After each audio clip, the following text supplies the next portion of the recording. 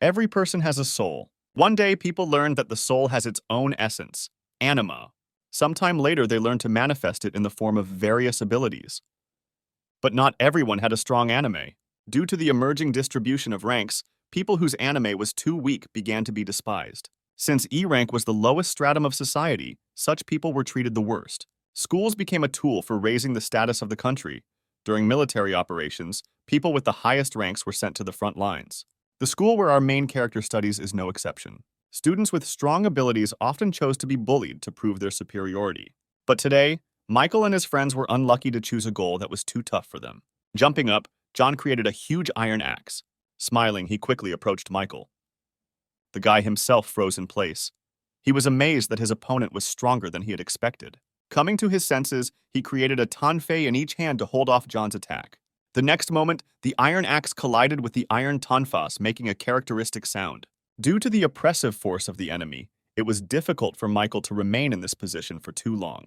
He turned to Ethan, standing to the side, wondering why in such a situation he was just watching everything. Our hero was in no hurry to answer Michael. However, a couple of seconds later, scratching the back of his head, he said that he could not help him in any way. These words angered Michael even more, and he promised that he would definitely deal with him later. The next day, Michael, as promised, decided to deal with his unlucky classmate. He asked how long Ethan was going to continue causing problems for them. He hated even the thought of someone so weak being in their class. Our hero apologized, saying that one cannot expect anything from someone who is in last place. His words infuriated Michael. Gathering all the strength in his fist, he was about to hit Ethan, hoping that he would die and go to hell, but our hero managed to safely dodge. He said that wishing for death was too harsh, so he asked whether it would be enough to simply admit his guilt. Sean, who was standing behind Michael, began to roll up his sleeves, saying that Ethan should get 10 hits for each member of their team. Sighing, the hero realized that he would be beaten throughout the break. Therefore, he had no choice but to flee. Other classmates laughed as they watched this scene. However, Ethan failed to escape from his classmates. He was surrounded at the exit of the classroom. One of the guys said that using abilities at school is prohibited, so Ethan shouldn't even try to oppose them with anything. Immediately after this, our hero received a strong blow to the chest. Others watched Ethan being beaten, saying that F rank deserved only such treatment. They honestly didn't understand why someone like him would even come to school and disgrace their class. Slowly getting up from the floor, Ethan said that it wasn't his fault that Michael's team lost. Sean was about to hit our hero once again, wondering how Ethan dared to contradict them so brazenly. At that moment, the door opened and their class teacher, Mr. Thomas Reed, entered, announcing from the threshold that he had good news. Because of the teacher's arrival, Sean and Michael had to leave Eton and return to their places. Noticing that Mr. Reed was too joyful today, the students asked what was the reason for this. Someone shouted out the assumption that their teacher was finally getting married. Our main character managed to get up from the floor during this time and sit down in his place. Thomas could see that the hubbub in the classroom wasn't going to stop anytime soon and got everyone's attention by slamming his fist on the chalkboard, telling everyone to listen carefully. After that, everyone fell silent, and he said that their school had been awarded by the state. Glenn suggested that they had once again received some stupid offer from a dubious organization. When he asked how long they would continue to participate in something like this, the teacher came up to him and said that it was not he who decided this, and that they should just accept what was happening. Mr. Reed said it was all down to the achievements of the senior students. Afterwards, he returned to the board and said that from that day on, the school was becoming a site for combat exercises, so all students would be divided by military rank. Everyone listened carefully to their teacher, amazed that the school actually agreed to this. Meanwhile, Mr. Reed continued, saying that from this moment on, his charges become comrades in arms. He also said that all the teachers had been given a rank, so now he should be called the commander of the 10th platoon. Glenn asked what would happen to the students in the future. The man replied that there would most likely be many people willing to take on graduates of this school, after which he said that they needed to make every effort to attract someone more influential to their side. Ethan asked what would happen if one of the students did not want to be a military man. Mr. Reed looked at the guy who asked him the question for a few seconds, taking his time to answer, after which he said that no one is forced to become a military man against his will. If someone does not want to take part in this, then they should send a request for transfer to another school. The man said that Ethan should carefully consider the possibility of a transfer presented to him, because he himself understands his situation. The hero was about to answer something, but he was interrupted. Classmates sitting in front demanded from Mr. Reed an explanation of the reason why their school was turned into a military school so suddenly. Taking a box from the table, the teacher replied that he had mentioned earlier that the 11th graders had performed well. Emptying the contents onto the desk, Mr. Reed explained that they were the ones who helped give the school military status and all received the rank of sergeant. The next moment, everyone saw on one of the desks a lot of student tickets where the rank was indicated. Patting one of his students on the shoulder, Mr. Reed said that 11th graders are the hope for a bright future for their country. Handing out a ticket to everyone, the teacher said that only the best of his charges would receive the rank of corporal, all the rest, the rank of lance corporal. After handing out tickets to everyone except Ethan, he announced that the platoon leader could reevaluate rank at any time. Our hero turned to Mr. Reed to ask a question, but the man ignored him, continuing his speech. Ethan made another attempt to ask why he was not given a ticket. With his back to him, Mr. Reed said that in the entire school, there was only one student who could not achieve the rank of private. What we heard greatly surprised our main character. Turning to him, the teacher said that Ethan would just be a loser. The hero was not at all happy with his new title, which foreshadowed even more bullying from his classmates. After class, Mr. Reed called Ethan to his staff room. Looking through the documents, the man said that they should discuss Ethan's future. He admitted that he would not be able to pull out such a hopeless student and suggested that the hero change schools. The guy was shocked that he was offered to change schools. Looking at the documents, the teacher explained that even ordinary studies were not easy for Ethan, and if we talk about military training, he simply could not withstand the load. Ethan said that if Mr. Reed helps him unlock his potential, then there is a chance that he will succeed. After his words, the man looked at the guy in surprise. The next moment he laughed, saying that Ethan had a good sense of humor. The hero was unpleasant to realize that the teacher first paid attention to him only to laugh. After calming down, Mr. Reed said that the rank system would make it even more difficult for Ethan to survive in this school, and as a teacher, he couldn't help everyone. After these words, the hero's assumption that Mr. Reed was aware of all the bullying was confirmed, and it became obvious that he simply did not want to have an F-rank student. It was also not difficult to understand that the man secretly hoped that the constant insults would force Ethan to give up. He asked the teacher his opinion about whether souls could be divided by rank. The man was amused by his question, the answer to which was too obvious, of course. Souls are also divided by rank. After receiving the teacher's answer, Ethan clenched his fist. Looking at Mr. Reed, he said that he did not agree with this statement. As soon as the break was over, the teacher and our hero returned to the classroom, where he said that since the classes were now divided into squads, each sergeant must report attendance. Turning around, Anna counted everyone who was in her squad and reported that there were 10 people in the first squad and there were no absentees. Next was Michael. He said that there were 11 people in his squad with no absentees. Watching them, Ethan could not understand what all these army games were for. Mr. Reed asked the remaining third squad to report. Raising his hand, Glenn asked if that was all, to which the man said that he needed to follow the orders of his superior. Sighing, the guy replied that the total number of people was 10, 2 were missing, and 1 was a loser. Leaning back in his chair, he summarized that there were 8 people in his squad, which caused laughter from his classmates. All eyes were turned to Ethan, who was now not even considered human. The hero was already accustomed to various kinds of bullying, so he simply ignored all the ridicule in his direction. The teacher also did not attach any importance to this and announced that today, instead of lessons, there would be an event on the field. He said that government intelligence officers are hiding in the school, but even the teachers don't know where exactly. They will watch how the students react to such sudden changes. Mr. Reed was interrupted, asking him to get to the point. Sighing, the man said that battles would be held among the school students. All teams were distributed by the administration. Eliza said with disappointment that if only 11th graders fight among themselves, then their class will no longer be interesting to anyone. Ethan, on the other hand, was glad that he could pass the time watching the fights. Suddenly, Mr. Reed clarified what rank Glenn's ability was. The guy answered irritably that he had a C rank. Afterwards, the man asked what rank his fighting abilities had. Questions about his strength irritated Glenn, and he asked why so many questions, because even without them, it is obvious that he can defeat anyone. Mr. Reed approached his ward, and placing his hand on his shoulder, said that in this case his first battle would be against the 11th graders of the first squad. Realizing who he had to fight with, the stunned Glenn jumped up from his seat. Mr. Reed, meanwhile, told everyone except the third squad to go to the field, after which he said that Glenn's squad had 20 minutes to prepare. Everyone began to leave the classroom, wishing the third squad good luck. Glenn did not know what to do, because it was obvious that they would not be able to stand against high school students, who all received a high rank. Besides this, there was another factor that irritated him greatly, namely the fact that there was an F rank on his team. Rising from his seat, he walked towards Ethan, who was calmly lying on his desk. A couple of seconds later, Glenn stopped next to him. Rising from his desk, our hero asked what Sergeant Glenn needed. Glenn grabbed Ethan by the hair, saying that this manner of communication infuriates him. As he approached, he said that if the hero did not want to get punches in advance, then he should change his manner of speaking. Glenn then tosses Ethan aside, saying that the team they will be fighting has a real monster, Antonio. He said that it was difficult to defeat him even with joint efforts, but this time Ethan takes the place of a normal warrior, so the result of this battle is already obvious. With incomprehension, the hero asked, "Since they will lose anyway, then what good is he to them?" Glenn grabbed Ethan by the tie, asking him if he understood the difference between shame and ordinary defeat.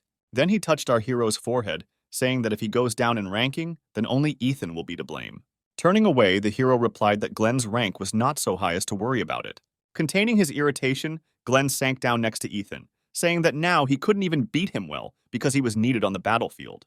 Smiling, Ethan asked what difference does it make who ends up getting hit in the head. Looking at his classmate, Glenn said that he would assign him one simple task, after which he sat down next to Ethan, asking if he could handle it. The hero replied that he would do whatever he was ordered. Having received his answer, Glenn grabbed Ethan by the vest. He said that Ethan would become his human shield. A few minutes later, the third squad was in full force on the field. Before starting, Mr. Reed checked the functionality of the microphone. A couple of moments later, he announced the start of fighting between squads. The teacher announced the leaders of both detachments, between whom a battle would be fought any minute. Although Glenn took Ethan as his shield, he had a bad feeling. Approaching the leaders, Mr. Reed asked if their troops were ready to begin, and they nodded in agreement. The man turned to Antonio, telling him to show everything he could do today. Looking to the side, he explained that government intelligence officers were watching them today, so they couldn't make a mistake. Antonio replied that his squad would do everything possible. After this, it was announced that the teams needed to take their starting positions. Glenn's squad did not even count on victory in this battle. It seemed to them a waste of time. When all the participants stood opposite each other, Mr. Reed announced the start of the battles, and he also announced that the leader of each squad should receive a bracelet. Glenn grabbed Ethan by the vest, telling him to follow him. He put the bracelet on our hero's hand, saying that this will help him last longer, because the bracelet uses the owner's strength for protection, but breaks from a powerful blow. It was also announced that, according to the rules, the one whose bracelet broke is usually eliminated, but due to the difference in the experience of the teams, a change was made to the rules. Ethan asked if he had to be held by the shirt like a cat, to which Glenn irritably replied that he should silently fulfill his role as a shield. Meanwhile, Mr. Reed announced that the victory would be counted towards the team that could hold out for 5 minutes. For Glenn's team, this change did not make the situation any better, because none of them would be able to withstand their opponents for that long. Immediately after this, Ethan set the timer on his watch. Looking at the teacher, he thought that if his team won, they might once again reconsider his transfer to another school. A couple of moments later, the leaders greeted each other. Mr. Reed then gave permission for the fight to begin. Glenn immediately grabbed Ethan and pulled him along. He rushed behind his comrades, hiding from his opponents.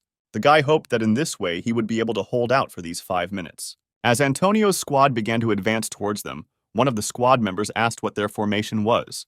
But moments later, no orders had come from their commander, leaving everyone confused and unsure of what to do as the enemy began to surround them. Glenn shouted for everyone to shut up and just protect him. He must hold out for the specified time for them to win. The next moment, Olivia kicked the opponent in front of her in the stomach, incapacitating him. Antonio also went on the attack.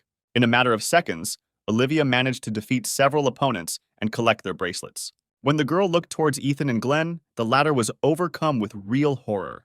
The next moment, she ran towards them. Glenn pulled Ethan even closer to him, telling him that he had to stop Olivia and protect him by any means necessary. The hero suggested running in the opposite direction to gain time. When he looked to the side, he saw the teacher smiling. The man said that he would help him change schools. This infuriated our hero, so he broke free from Glenn's grip, standing in front of the approaching girl. When she was far enough away, he grabbed her hand, surprising Olivia. However, the next moment, she materialized armor. A couple of moments later, her entire body was covered in armor, hiding a bracelet underneath. With enthusiasm, Ethan said that this armor is perfect for Olivia. Her abilities are not only unimaginably strong, but can also create something so beautiful. The girl interrupted him, telling him not to make a fool of himself, because he was not as weak as he wanted to seem, since he kept up with her. In response to her words, he pointed at Glenn, saying that his leader was running away. While Olivia turned her attention to Glenn, Ethan checked the time on his watch and saw that there were still a full 3 minutes left. He tried to figure out how he could hold out all this time. When the girl turned to him again, he asked if he could call her sister. Judging by Olivia's lack of reaction, Ethan assumed that she didn't like the proposal and suggested that they might just be acquaintances. The girl told the hero to stop stalling for time and reveal his ability. Ethan did not know where to go and tried in any way to get Olivia to talk, which began to significantly irritate the girl herself. She again demanded that Ethan reveal his abilities. He seems much stronger than his comrades. The hero asked her not to rush things. He said that she must be well aware of the importance of consistency, especially when meeting new people. Olivia could no longer listen to his empty chatter and began to approach the guy with a murderous aura. Noticing her changed mood, Ethan said that he would reveal his ability to her. The next moment, a dull glow began to appear in his palm. Olivia froze, waiting to see what would happen next. Contrary to all her expectations, a small F-rank dagger materialized in his hand. She stared at the dagger for a few seconds, occasionally glancing at Ethan. Then she sighed heavily, running her hand over her face. When Olivia asked if Ethan was the F-rank loser, the guy nodded, confirming her guess. She was overcome with great disappointment. Despite everything, Ethan himself was proud of the dagger he created, saying that it was no worse than an S-rank weapon. When the guy noticed that the girl turned around and headed in the opposite direction, he called out to her. Ethan screamed that she couldn't just leave when she insisted so hard on seeing his ability. The Kopek piece ignored him and walked on. He made another attempt to stop her, shouting that if she didn't stop, he would sneak up on her from behind and attack. Olivia turned around, saying that she didn't see the point in wasting her time on an F-rank loser. However, something happened that she did not expect. In a matter of seconds, Ethan was behind her with his blade raised. In surprise, the girl froze in place, watching the blade approaching her. At the last moment, she put her hand in front of her, blocking the attack. Olivia watched as the blade slid across her armor, leaving a small scratch in its wake. Smiling, Ethan said that his dagger was really sharp. Our hero's classmates, who were watching this scene, laughed, saying that Olivia was afraid of some weakling who could not even inflict any damage on her. The girl said that even though Ethan's reaction speed is not bad, but with a rank like his, it will not help him. Then she turned around, saying that she saw everything she wanted. Looking at her retreating back, Ethan thought that he managed to buy a little more time. However, when he looked at his watch, he saw that only 1 minute had passed, and he needed to hold out for 2 more. Olivia at this time was approaching Glenn, who was backing away. Stepping back, he said that it was better for her not to approach him. But the girl ignored his words and quickly appeared next to him, asking if he could prove to her that he was better than Antonio. At the same moment, Glenn noticed a nearby stone. He was happy about this and thought that this was a great chance, because there were quite a lot of stones here. Olivia asked what exactly Glenn was going to do to prove his superiority. Glenn replied that since she was so interested, he would be happy to show everything, after which he sat down and touched the ground, activating his ability. Olivia didn't understand what he was doing. Ethan, on the contrary, understood everything perfectly. He realized that Glenn had been hiding his real rank all this time. Our hero called out to Olivia, warning her that her opponent's technique was too dangerous. Glenn himself used extraction on one of the stones sticking out of the ground. A couple of seconds later, the guy towered over the girl, standing on a huge stone. Looking at Olivia, he said that the most interesting part of the show would now begin, after which he used the swing ability, which allows you to use the extracted object as a weapon. Everyone watched what was happening in amazement. Olivia guessed that all this time her opponent had been running away, looking for a suitable stone for his ability. The next moment, he lifted the stone on which he had just stood upward, as if it weighed nothing. Then he threw it at the girl. He said that with this attack, he would get rid of Olivia and prove his superiority to everyone. Glenn was so carried away by his fantasies that he did not notice someone else's presence behind him. The next moment, he was attacked by Antonio, pinning him to the ground. Glenn shouted that sneaking up on an enemy from behind is for weaklings. Turning his attention to Olivia, who had managed to build a shield that prevented her from colliding with the stone, Glenn realized that she was stronger than he had expected. Suddenly, the stone in front of her broke into many small pieces. Afterwards, the girl saw Antonio in front of her, who broke the stone with his ability. Looking at him, Olivia said that this was her opportunity to show herself, and he shouldn't interfere. The guy replied that it was too dangerous, and his duty was to protect his subordinates. Looking at him with displeasure, Olivia asked if he really thought that she herself could not cope with this situation. Antonio replied that he was firmly convinced that the girl would have done a great job herself. But the problem was different. Looking behind him, he nodded towards Glenn, who was rushing at him with a club, and said that this guy would not calm down so easily. Using his ability, Antonio instantly found himself behind Glenn and attacked him, throwing him over himself onto his back. Ethan, standing to the side, watched what was happening with interest. Suddenly, Antonio turned his attention to him, which made the hero tremble. Ethan shouted that he was giving up. He really didn't want to fight someone like Antonio. The guy who approached asked why Ethan warned Olivia about the danger before Glenn attacked. The hero replied that their sergeant can sometimes overdo it without thinking about the consequences. Continuing to approach, Antonio said that Ethan did not know how to lie at all. He, in turn, retreated back, recalling that a couple of seconds ago he had given up. However, Antonio ignored him and stood next to Ethan, intercepting his hand with the blade. The hero of the hands, due to such an unexpected attack, released the weapon from his hands, pointing it upward. But the next moment the dagger was already on the right, and he grabbed it with his free hand. Ethan swung it at his opponent. Antonio had no choice but to let our hero go. After that, he jumped back to a safe distance. He stared at Ethan, studying him. Taking a defensive stance, Antonio asked who he really was. Ethan replied that he was an ordinary warrior from the 3rd Squad of the 10th Platoon, with an F-rank ability. Antonio wanted to say something, however. At that moment, our hero's attention switched from the enemy to the wristwatch, which showed that he could hold out for only 1 minute. The guy asked what Ethan was looking for there. Instead of answering, our hero scratched the back of his head and laughed awkwardly. Then he pointed towards the stands, saying that there was a crowd there that was just waiting for Ethan to make another mistake. Antonio realized that his opponent was simply playing for time and said that he hated people like him most of all. When he asked why Ethan didn't at least try to win, the hero backed away from the guy, asking what he could do on his own. Antonio said that it was advice, not a warning. Ethan asked if there was any point in that, since he was only an F rank. Antonio said that at the end of the battle, the scouts would choose the worst ones and send them to other schools. After his words, the hero began to approach his opponent, saying that he did not want to go to another school. When Ethan stopped, he said that he could not guarantee Antonio that he would remain alive, since he had become his opponent. Immediately after this, a red aura began to surround our hero. It seeped out of his body, filling the surrounding space. The system reported that Ethan's physical indicators had tripled, and he could also see not only the level of someone else's ability, but how it worked, as well as its weaknesses. Ethan's condition will only return to normal if the opponent dies, or his soul essence is completely destroyed.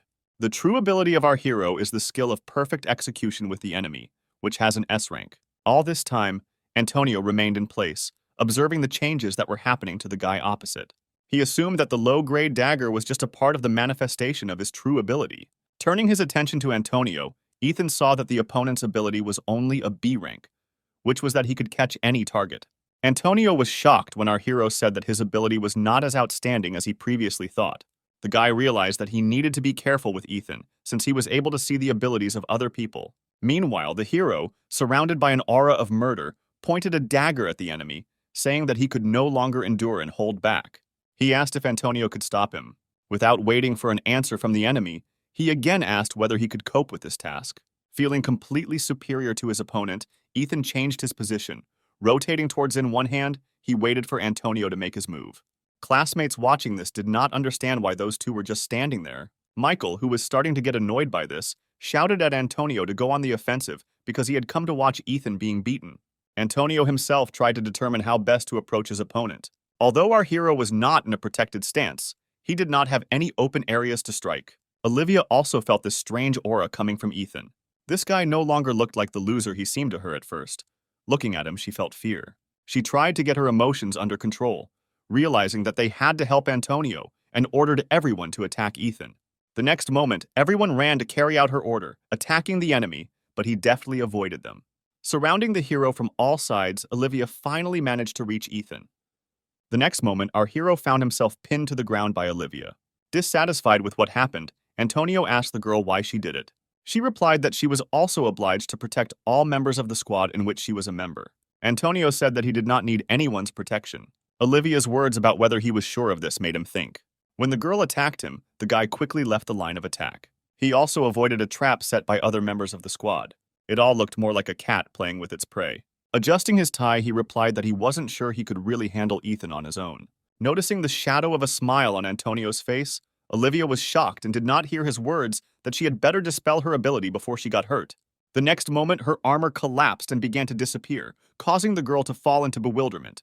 The others also didn't understand what was happening as they watched as their bracelets began to break without any reason. When Ethan noticed Antonio's gaze on him, he said that they had great teamwork.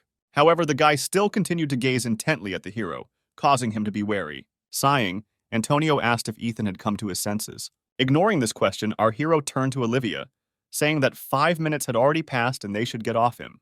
Turning around, Antonio said that next time no one would bother them. Ethan replied wearily that once was enough for him. However, Antonio ignored him, advising him to practice a little before their next meeting. With doom in his voice, Ethan shouted after the departing guy that this time was enough for him, and there was no point in them meeting again, but he was again ignored. Following their sergeant, the rest of the squad members hastened to leave the field. Left alone, our hero tiredly sank to the ground. The shocked Mr. Reed announced the result of the battle, which was hard to believe. Glenn's squad won. At the same time, an important conversation took place in the director's office. Director Roger handed over to his guest the documents that he had previously requested. Taking in his hands a stack of documents containing students' personal files, he came across a recently revealed 11th grade student, Antonio. Patrick noted that in middle school, he did not have a single award, but in high school, all the victories were his. After reviewing all his data, he concluded that he was only able to get this far thanks to his rank. While studying the affairs of other students, his attention was drawn to the fact that one of the students had an F rank. He asked Principal Roger for details about this student. The man replied that Ethan had the lowest rank. After much discussion, they had to place this student in the combat class. Patrick was interested in this student. Turning the sheet over, he saw that there was a more detailed description, but the director said that it was not worth reading. In the special circumstances footnote, it was stated that Ethan lost his parents at age 8 and was unable to awaken his abilities due to shock, then suffered bullying from other relatives, and at age 10, he awakened his ability when the family was burgled. Something about this alarmed Patrick, because usually all children awaken their abilities at the age of 8. Previously, he had not encountered other cases where the awakening of a child's ability manifested itself later due to any circumstances. Patrick asked if Ethan's fighting abilities had changed since Ethan's awakening, and the headmaster replied that when he arrived at school, he still had an F rank. Something about this guy's case haunted him, and Patrick began to suspect that Ethan might be deliberately hiding his power. Putting the stack of documents aside, he said that he would like to meet the student in person. The director was surprised by such a request, and he hastened to say that Ethan would soon change schools due to his low rank. Afterwards, the man asked why it was decided to introduce military training into this particular school. Hearing this question, Patrick froze. Faced with his guest's warning glance, the director became frightened, thinking that he had asked a question regarding a secret government project that was not supposed to be discussed. He apologized, saying he shouldn't have asked that question. Looking at the affairs of the two students who caught his attention, Patrick replied that they were preparing for attacks from the north, and the system he introduced will help students change and become stronger. Every morning of our hero began the same way. He woke up exactly at 6 in the morning, after which he begins to get ready for school. In front of the mirror, he tells himself that today will be a good day, and at 6:30 he leaves the house. Because he was given cleaning duties, he has to go to school so early. This morning at the entrance, he met other students who had come to school at such an early hour. Rumors about what happened yesterday spread throughout the school, so Ethan's name became on everyone's lips. Grinning, the girl said that most likely Antonio's team simply lost their vigilance yesterday, since they lost to someone like that. They couldn't believe that some loser had defeated the 11th graders with an ordinary dagger. Upon arriving at his class, Ethan washed the board, then brushed the chalk off the brushes, thinking that it would be better if they hung regular marker boards. Having finished with this, the hero moved on to washing the floors not only in the classroom, but not in the entire corridor.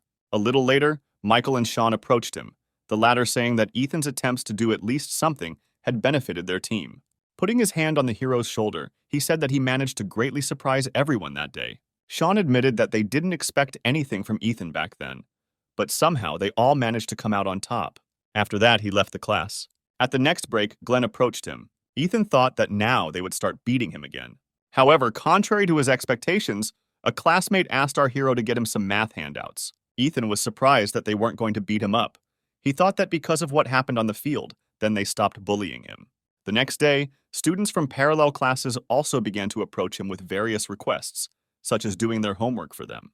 Even though the bullying against him stopped, they began to use him for their own purposes, which exhausted our hero much more. When the lesson ended, Mr. Reed asked no one to leave. He reminded everyone that today is the last day to join the unit. For 10th graders, this was mandatory, and there was no way to avoid it, so the teacher hurried his students to make a choice. Ethan thought for a long time about what he should choose and whether he would be taken anywhere at all. Mr. Reed said that a separate conversation would be held with those who did not choose anything. Everyone in the class started laughing at Ethan, saying that no normal unit would accept an F-rank fighter. Our hero did not give any importance to their words. However, when he read the list of units offered to him, the former calm disappeared and was replaced by horror. All units on the list are directly related to the army or the use of the ability. Many have already decided where they want to go and even split into groups. Michael was no exception and immediately headed to the selected unit to submit his application. Ethan was left alone in the class, not deciding where he should enroll. He had already studied the proposed list several times, but our hero did not see a solution to the current situation. Suddenly, he noticed that in one of the divisions, there were no restrictions on ranks. There was also no interaction with abilities. It was only intended for the development of physical abilities. Ethan decided to sign up here because he assumed it would only be regular physical training, and there wouldn't be a lot of people. True, the hero found it strange that one unit was given an entire gym, while others had to be crammed into smaller rooms, which caused dissatisfaction among some. When he approached the gym, he was surprised by the huge number of people crowded at the entrance. Ethan thought he had come to the wrong place. He looked at the sheet that indicated the location of the unit he needed to make sure it was the right place for him. Suddenly, someone from the crowd shouted that there was an F rank, turning everyone's attention to Ethan. Having examined everyone, the hero realized that almost everyone here was from the 9th grade.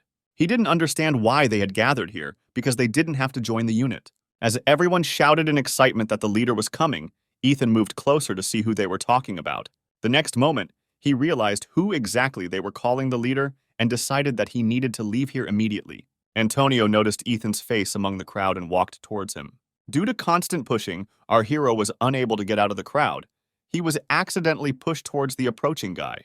Confronted with him, Ethan asked in confusion if Antonio was the leader of the training unit. He nodded, saying he didn't expect to see Ethan here. Our hero was convinced that he needed to get out of here as quickly as possible. He did not want there to be a fuss if they fought with him in front of so many witnesses. This did not escape Antonio's keen eye, and he asked Ethan where he was going. The hero replied that he was mistaken and had come to the wrong place. Ethan promised that he would go look around here and immediately return when he found the office he needed. To his words, Antonio replied that there was nothing else nearby. He looked at Ethan for a few seconds, after which he expressed his assumption that he had come here in the hope that there would not be many people here. The hero admitted that this was indeed the case, but too large a crowd had gathered here, so he changed his mind about entering here. Antonio replied that it was not so easy to get into his unit, so Ethan need not worry about a large number of participants. But even with these arguments, our hero refused, recalling that his abilities are too insignificant. The unit leader had no choice but to force our hero inside.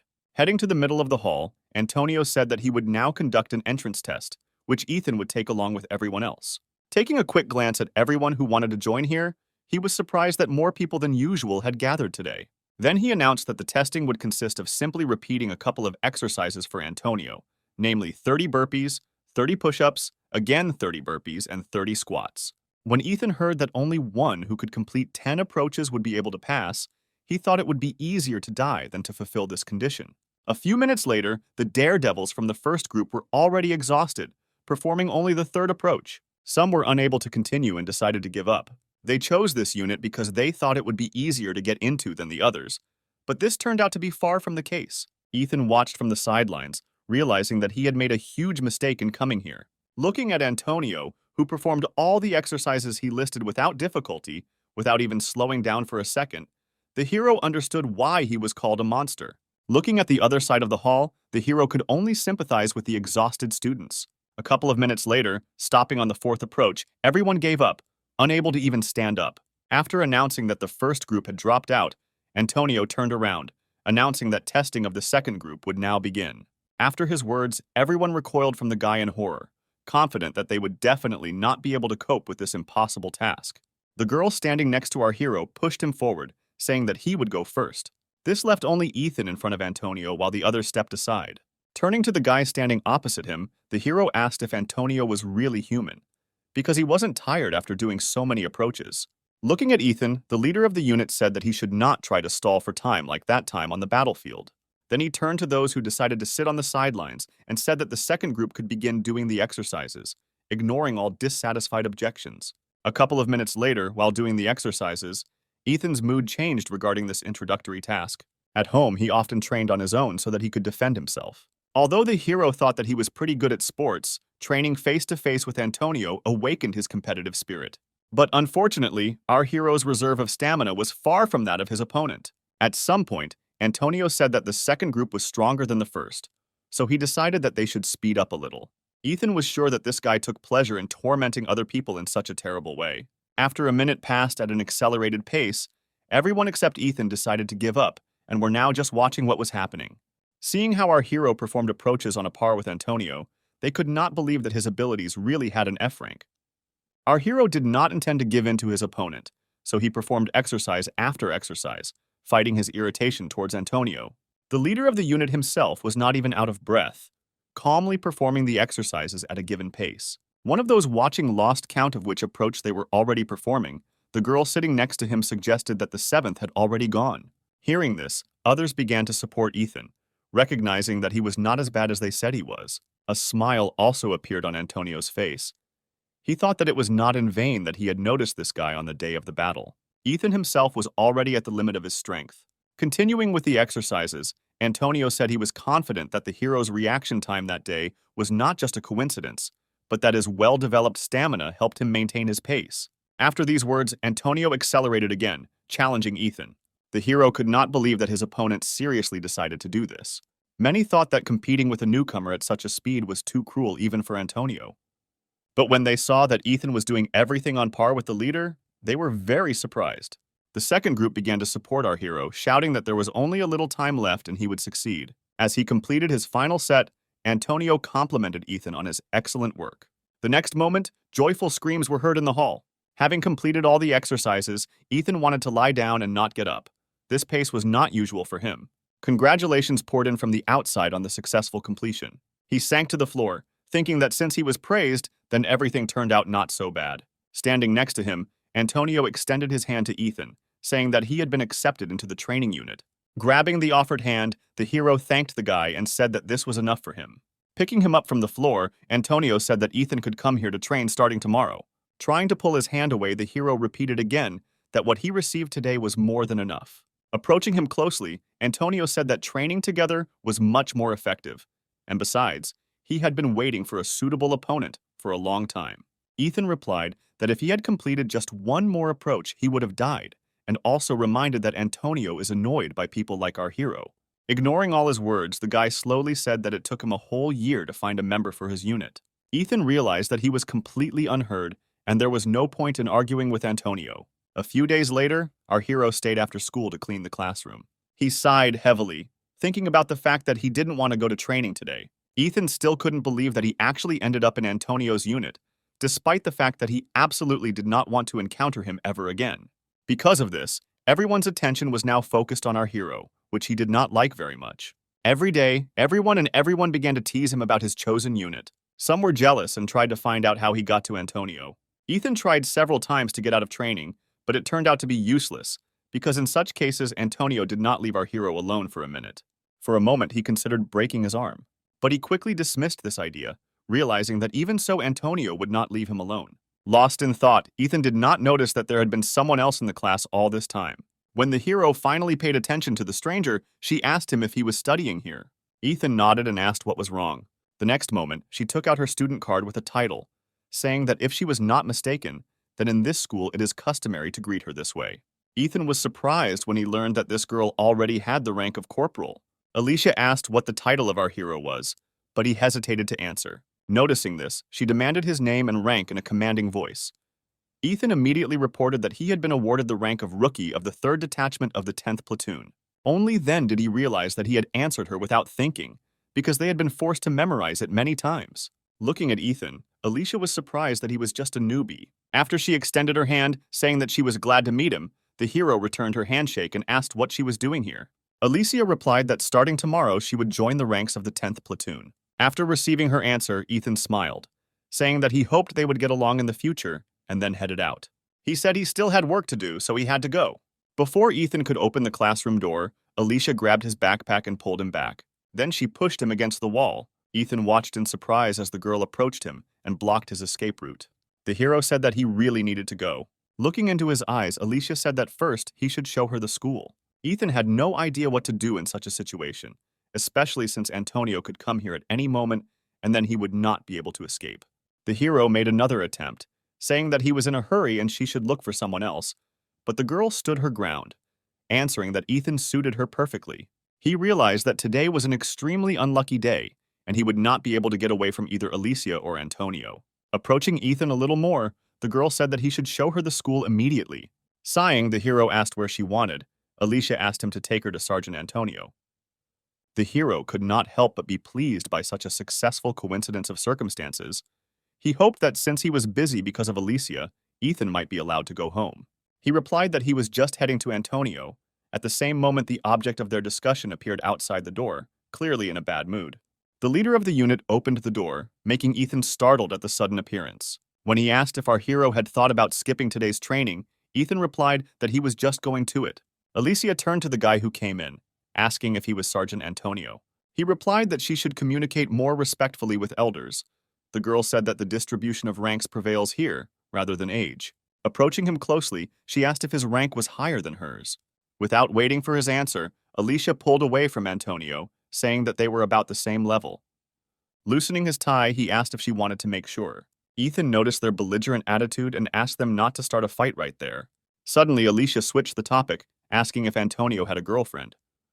The guy replied that there was no one. Smirking, Alicia said that this is quite obvious. She is also very annoyed by such types as Antonio. He replied that in this regard their feelings are mutual. Then she took a couple of steps back, saying that he should come up with something for decency, be it a girl or a bride. When Antonio asked what Alicia was talking about, the girl replied that her family was quite conservative, so for his own safety, it was better for him to listen to her advice. Ethan, standing on the sidelines, had absolutely no idea what was going on, or what the relationship was between these two. Having lost interest in Antonio, the girl switched to our hero, asking if he wanted to date her. Ethan was surprised by such a sudden question from the girl. He asked why him. She replied that they were the same height, and she liked it when the interlocutor's gaze was on the same level as her. Confused, Ethan replied that it was too sudden and he needed to think, surprising Alicia with his reaction. For some time, she just stood there looking at the guy. Afterwards, the girl smiled, saying that he was embarrassed and looked quite cute. Approaching him, she asked what rank his ability was. Hesitating, Ethan replied that he had an F rank.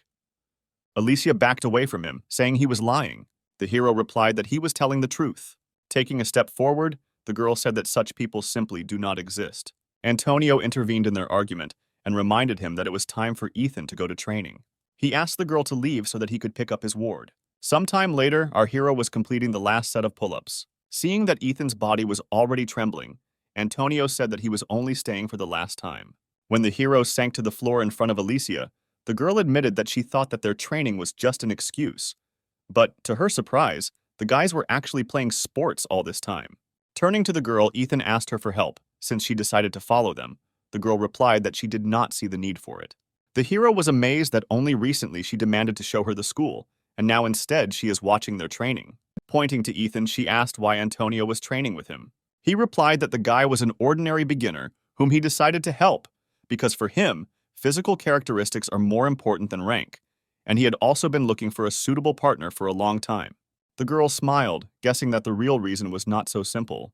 Approaching Antonio, she said that she did not understand why waste her time on him, only if he did not see some potential in Ethan. The guy tensed after her words.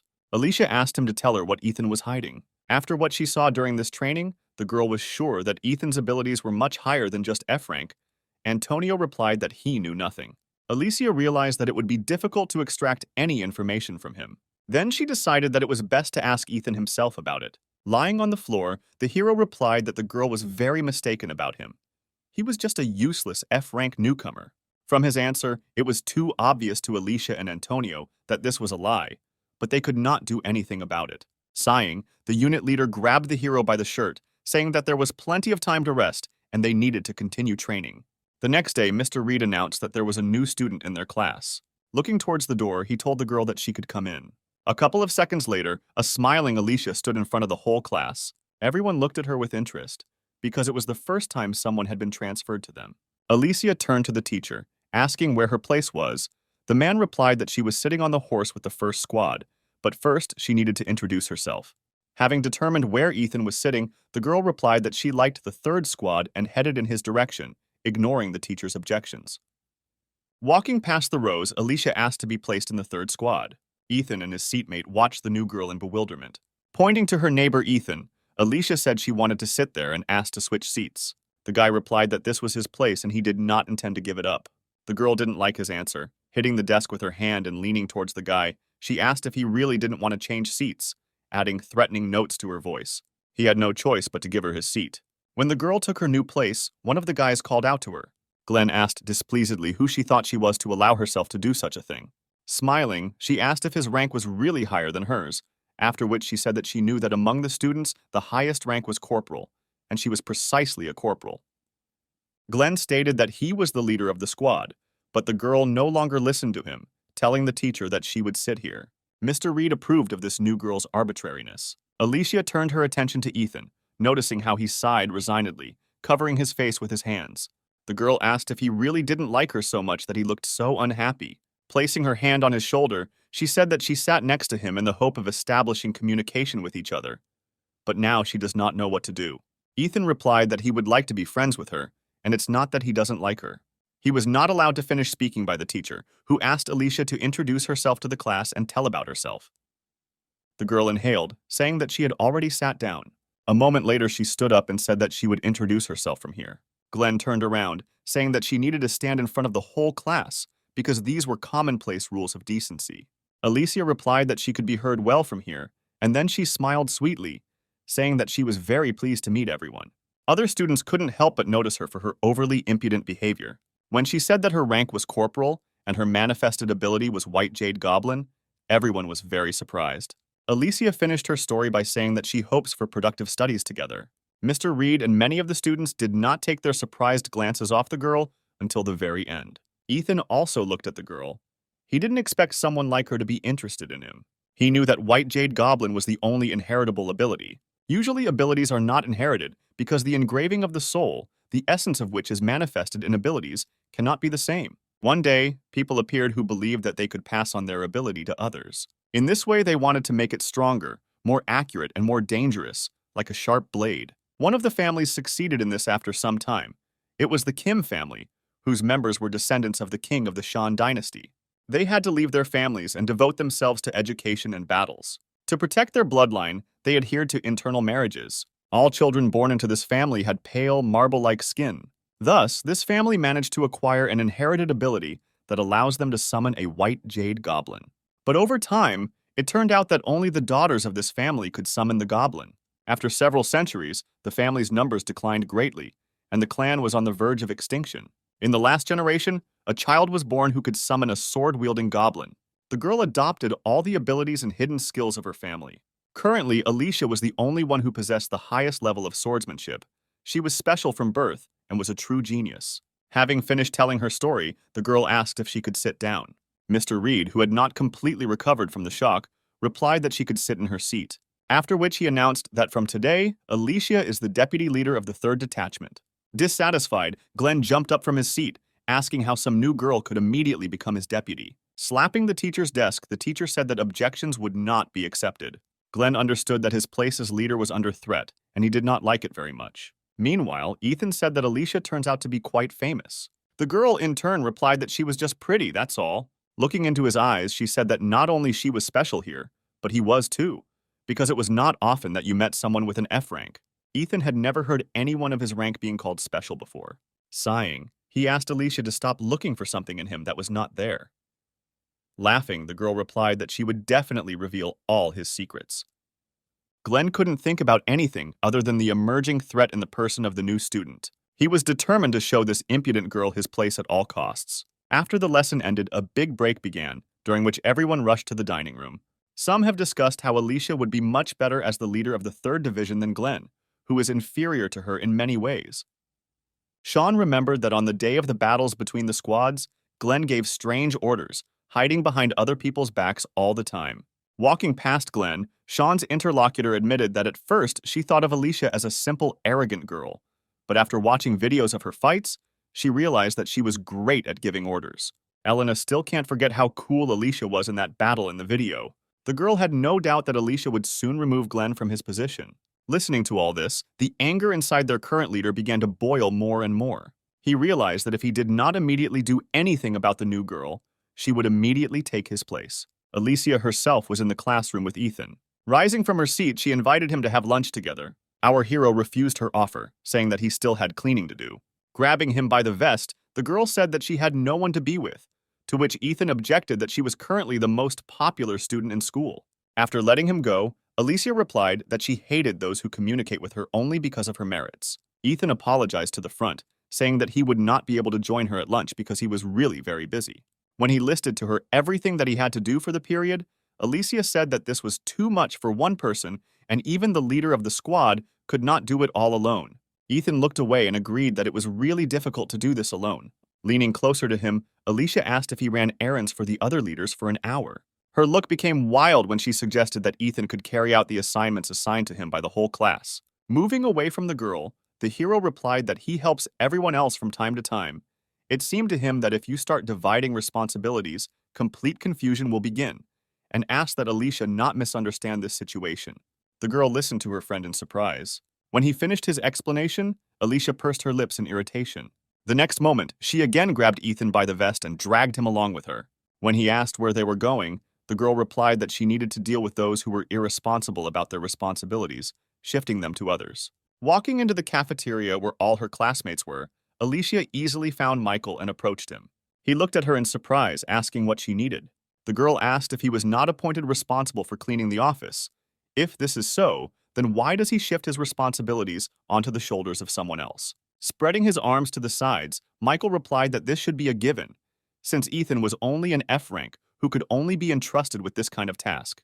With her hand over his mouth, Alicia told him she wasn't interested in his pathetic excuses. Smiling, she said that everyone must mind their own business. Alicia considered bullying the weak to be a very low act. She said that she would not stoop to something like that, and hoped that Michael understood perfectly what she was driving at. After her words, the guy turned very pale. When the girl removed her hand, he apologized, saying that he would not behave like that again. Pointing to Ethan, Alicia said that Michael should apologize to him, not her. Having received the apology due to our hero, they then went to the teacher. Alicia told him about the current situation. The man said that he was not aware of what was happening with Ethan and appointed the girl responsible for the distribution of responsibilities. The girl was happy with the powers given to her and thanked Mr. Reed. Ethan himself did not share her joy because she literally turned his entire habitual way of life upside down. Meeting Sean in the hallway talking to Nicholas, Alicia said that she was now dividing up the duties and handed one of them a mop, putting him in charge of the floors and the other in charge of cleaning the boards. The guys looked at the girl in bewilderment, asking why they should do frills. When Sean said that F rank should handle this, Alicia silenced him by hitting both of them in the throat with a mop. She said that shifting responsibilities to one person does not add honor to them. At that moment, a disgruntled Glenn called out to her. Alicia turned her attention to him, asking if he wanted to help with cleaning. The guy ignored her question, saying that she should call him leader. The girl nodded, then asked what he needed. He asked in bewilderment whether a leader really needs to approach his subordinate only on business. The girl didn't answer anything, silently looking at Glenn. Then she shrugged, saying that it would be better if she became the leader of the squad instead of him. The guy was infuriated by her words. Turning around, she said that since the leader of the squad did not need anything, she would go. Glenn stopped her, telling her to come to the school roof after school because they needed to discuss something about the squad. Ethan heard Alicia being called to the roof. To hear her answer, he got up from his seat and sat by the door so as not to be noticed. When the lessons were over, the girl went to the roof. Our hero followed her, keeping his distance so as not to be noticed. Rising to the very top, the girl opened the door and walked out through it without the slightest hesitation. Ethan was in no hurry to climb higher, expecting that Alicia might change her mind and come back. He waited a minute, making sure that no one was going to come down from the roof. Only then did he rise higher, thinking that Glenn had made a big mistake by challenging someone like Alicia. The hero stopped near the slightly open door, carefully listening to the conversation. Alicia asked what exactly Glenn wanted to discuss with her, to which the guy replied that by coming here, she herself had to realize everything. Then he pointed to a group of his people standing behind him. Smiling, the girl said that their leader was far from a failure and was quite popular at school. Several dozen students from different classes stood in front of Alicia. Glenn said that since she is a member of his squad, he does not intend to give up in the future after today's conversation. Alicia wondered if the leader of her squad was so weak that he couldn't talk calmly without a crowd of his friends behind him. Her words made Glenn laugh. Trying to hold back the gusts of laughter, he said that it was time to teach his deputy a lesson. The surprised girl pointed to herself, asking what exactly they were going to do. Then she looked at Glenn, asking what exactly he was going to teach her. Kneading his hands, the guy answered, explaining in a more understandable language that he would make Alicia regret her behavior. The girl asked what was wrong with her behavior. Glenn replied that she must obey her leader's orders. His words made her laugh a lot. She asked why on earth she should do this. Alicia said that Glenn must either be stronger than her or smarter for her to obey him. But the guy standing in front of her did not fit any of these points, so she said that she did not recognize him as a leader. Glenn couldn't believe that Alicia actually dared to say something like that. He commanded those behind him to activate their abilities. The girl watched her opponents, assessing their strength. She replied that they had quite a few melee weapons, but they were completely ordinary, without any additional enhancements. Glenn was sure that so many opponents must have shaken Alicia's confidence. He asked if she felt insignificant when looking at his team. The girl replied that this should apply more to themselves than to her. Glenn replied that she should stop talking nonsense, because it would not be difficult for his people to deal with her in a matter of minutes. He reminded her that using powers in the school was prohibited, especially ones as strong as hers, so if she activated it, she would be severely punished. At the same moment, several fighters stepped forward. He was confident in himself, because he selected only those who could calmly use their abilities without fear of being noticed. He knew that in order to maximize her strength, Alicia needed a sword, which the girl did not have. Comparing a professional without the opportunity to use his ability and losers, but with abilities, it was obvious to him that the latter would win. Glenn said that the girl had better give up from the very beginning, because she would not be able to cope with such a crowd. If she changed her mind about him, he promised that she would be treated a little more gently. Suddenly, Alicia asked if Glenn had any thoughts when looking at Antonio, who is quite famous in this school. The guy didn't understand what she was trying to say. Alicia said that everyone knew the rank of her normal ability, and then asked if they knew the rank of her combat ability. When she took a step forward, the guys who had come forward began to back away in fear. Glenn didn't understand what they were doing, because a swordsman without his sword poses no threat against a whole crowd with abilities. Sighing, Alicia said that he should have tried so hard during the battle of the squads.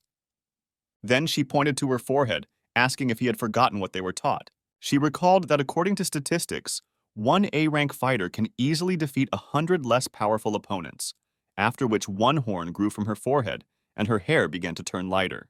Alicia said that the first thing a fighter must learn to get an A rank is to go alone against the crowd. After her words, everyone froze in horror, realizing that such an opponent was too tough for them. Noticing that everyone began to hesitantly retreat back, Glenn shouted that it was stupid to be afraid of an enemy who didn't even have a weapon. Then he pointed at the girl, ordering everyone to attack her together. The guy holding the bat decided to trust Glenn's words.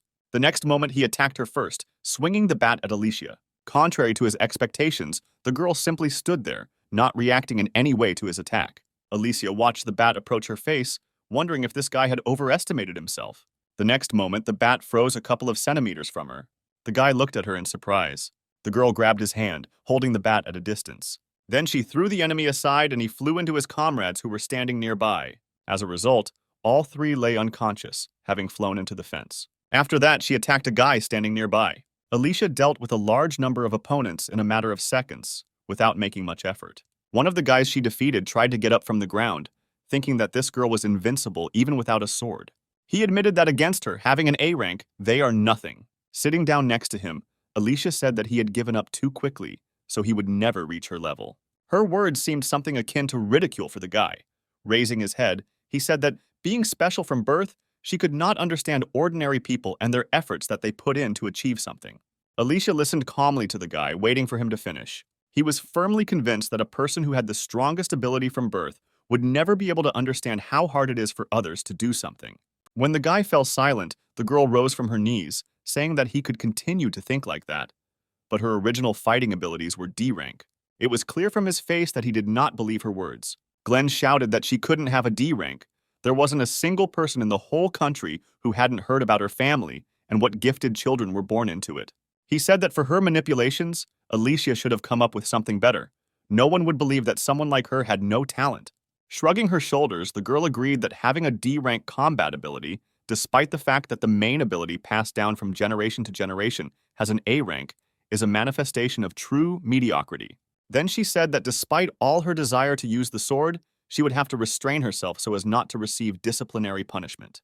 By this moment, many had already managed to come to their senses and rise from the floor, looking at her with fear. Alicia realized that it was pointless to prove anything to them with words, because they would never acknowledge the enormous amount of effort she put into becoming who she is now. Looking at her palm, covered with many calluses, she said that she would show them all her efforts in practice. Glenn decided to attack her first, rushing at her at the same time along with everyone else. However, not even a minute had passed before all the attackers lay powerless on the floor. Alicia turned her attention to Glenn, who stayed away. He didn't like that everything didn't go according to his plan, and the girl turned out to be much stronger than he expected. Stretching her neck, Alicia said that everything would end as soon as she dealt with him. Glenn chuckled, saying that they could only resolve the situation between them by fighting one-on-one. Then he spread his arms to the sides, telling the girl to attack him first. Alicia was alarmed by Glenn's careless self-confidence. She assumed that he had hidden something under his jacket in advance. She fulfilled his request, approaching him with lightning speed, and told him that he should relax his abdominal muscles. Then she pointed her fist towards his stomach, intending to destroy what the guy hid there. Watching Alicia, Glenn was glad that she fell into his trap so easily.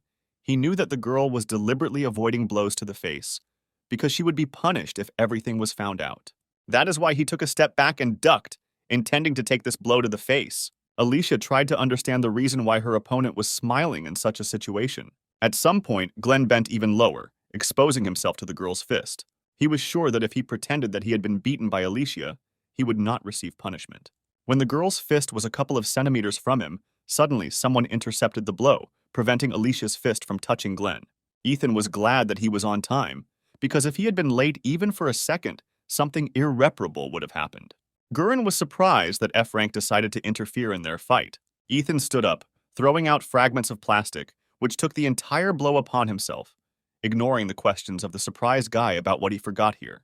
The hero stepped on Glenn's hand, silencing him, after which he apologized for such a grave mistake in relation to his leader and asked if he had suffered much. Holding his bad arm, Glenn looked at Alicia, asking if she called this non-entity here. Pointing to our hero, the girl replied that he himself followed her.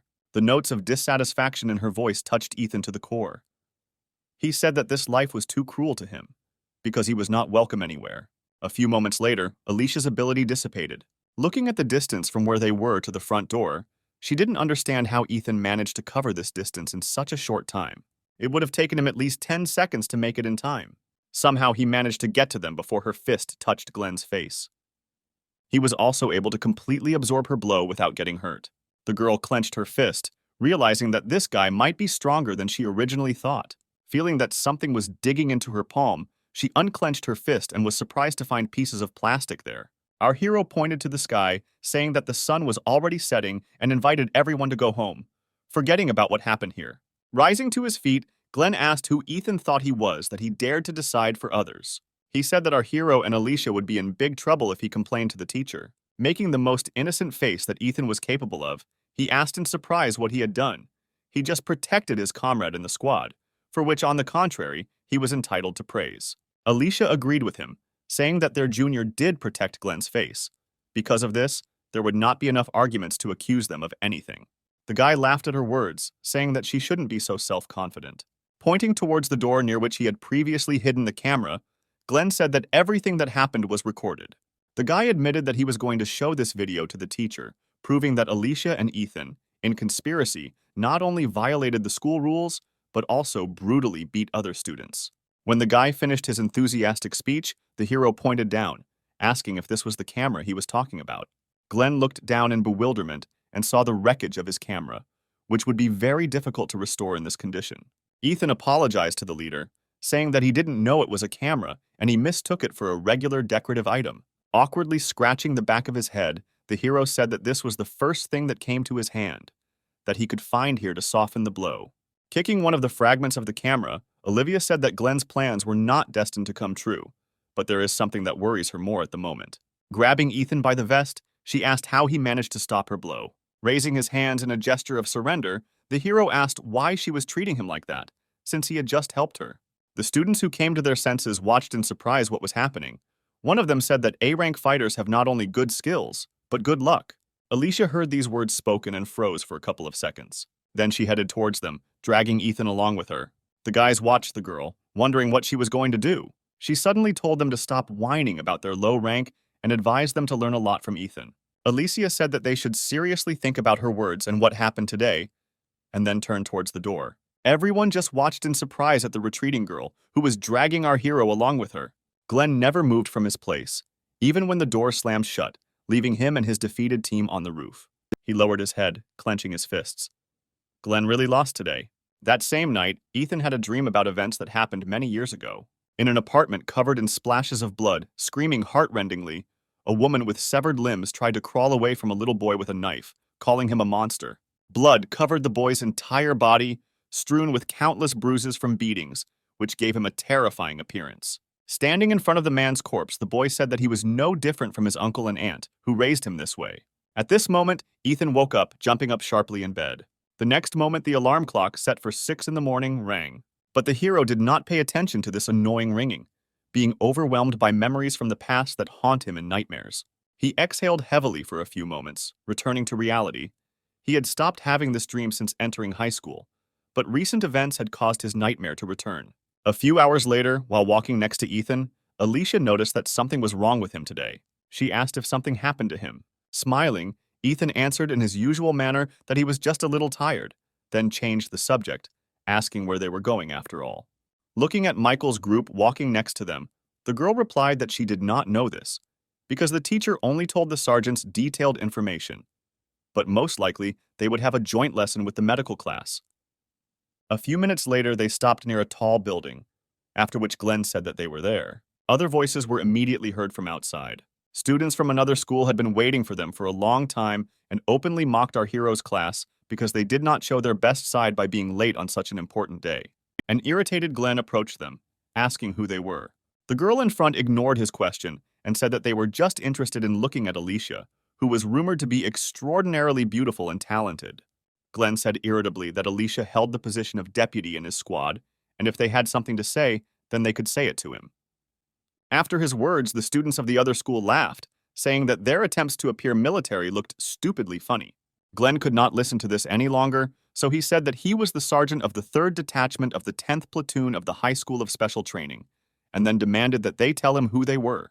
One of the girls asked who he thought they looked like. He replied irritably that they were the dregs of society. A man suddenly appeared and put his hand on the shoulder of one of the girls, saying that they should not quarrel with other schools. Lewis apologized for his classmates' behavior, saying they were a little worried. Then he extended his hand to Glenn, saying that he was very pleased to meet you. Glenn pushed away the hand extended to him, answering that Lewis should not waste his time and explain what was happening here. The guy suggested that Glenn calm down first so that they could have a normal dialogue. Alicia came out in front and said that he really should calm down and pay close attention to what he says, because their training rating has dropped a lot lately and they need to restore it. Afterwards, the girl turned her attention to Lewis and asked for forgiveness for Glenn's behavior. Lewis replied that everything was fine and then said that he was very glad to meet her. Alicia ignored his outstretched hand in greeting, saying that their squad had come for a joint lesson with the medical class. Then she asked what students from another school were doing here. Smiling, Lewis replied that they were the very class that should work together with them today. The guy also said that they had been waiting for this day for a long time. Afterwards, the students from the 2 schools headed to the bank building, where their assignment would most likely take place. Lewis said both schools have a relationship with the bank and felt it would be a great location for their practice. Noting the absence of people on this street and the presence of a security guard at the entrance, the guy assumed that the bank was closed for today on the occasion of their arrival. When they went inside, a man greeted them, saying that they had arrived on time. Some of the students had heard that security officers would be assigned to them, so they were not very surprised by the appearance of men in uniform. She took a few steps forward and introduced herself, saying that she was really looking forward to this day. The men laughed and replied that she was brave beyond her years. Alicia asked what they would do today. After her question, Jack, who met them, laughed even more, saying that he was starting to like her and would gladly take her into his unit when she grows up. Sometime later, they were led inside the bank. Taking off her sword, Alicia thought that their fighting abilities were completely ignored and treated like little children, and she would have to try hard to prove her worth. Suddenly, she clicked on Lewis, who was standing next to her. He immediately approached her, asking what business she had with him. Alicia asked him to split his class into 4 temporary squads because they needed to appear in a good light in front of the bank. Then I looked at my classmates, who were talking with the employees at full speed. Sighing, the girl said that they were acting too carelessly and no one was taking the whole situation seriously. An employee passing by said that he and other guys would go for coffee and asked if they would drink something. When Alicia heard that the cafeteria had a coffee machine and other drinks were also available for purchase, all her seriousness disappeared. Leaving her sword behind, she ran after the man, figuring that it wouldn't hurt to relax a little. Besides, there were people from the security department here. Ethan decided not to join the others in the cafeteria, remaining in the room. He believed that everyone had relaxed too much. Lewis suddenly walked up to him. The hero did not expect such an unexpected appearance of the guy, so he could not hide his surprise, wondering what he needed.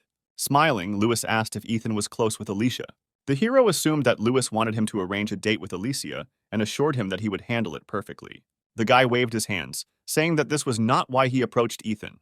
The hero turned out his empty pockets, saying that if Lewis wants to ask him to buy something, then he does not have money with him. Lewis said that assumption was also incorrect. The next moment he said that he was interested in Ethan himself. Afterwards, he asked if he would like something to drink. Pointing behind him, Lewis said he saw a drink machine nearby. Ethan agreed to his proposal and headed in the indicated direction. He stopped for a second, thinking about whether he should warn Glenn, but deciding that everything would be fine without him and moved on. A few minutes later, he was enjoying a cool cola. Watching Ethan, Lewis said that he seemed too carefree. Hearing the question of whether Ethan was hiding his abilities from the entire school, the hero almost choked on his drink. Although he replied that this was not so, Lewis was not. I was left with a strange feeling that Ethan did not fit into the class team at all and seemed out of place. Smiling, the hero replied that being carefree is his motto in life. Lewis asked what rank his ability was. Ethan replied that he was F-ranked. Surprised, Lewis asked if he was deceiving him. The hero replied that this was indeed the case. Not fully believing Ethan's words, the guy asked if he was checking him, to which the hero replied that he had no need to do that. Ethan then took a step back and threw the empty can into the trash can, which stood a few meters away from him. Lewis was surprised when the can went straight into the trash.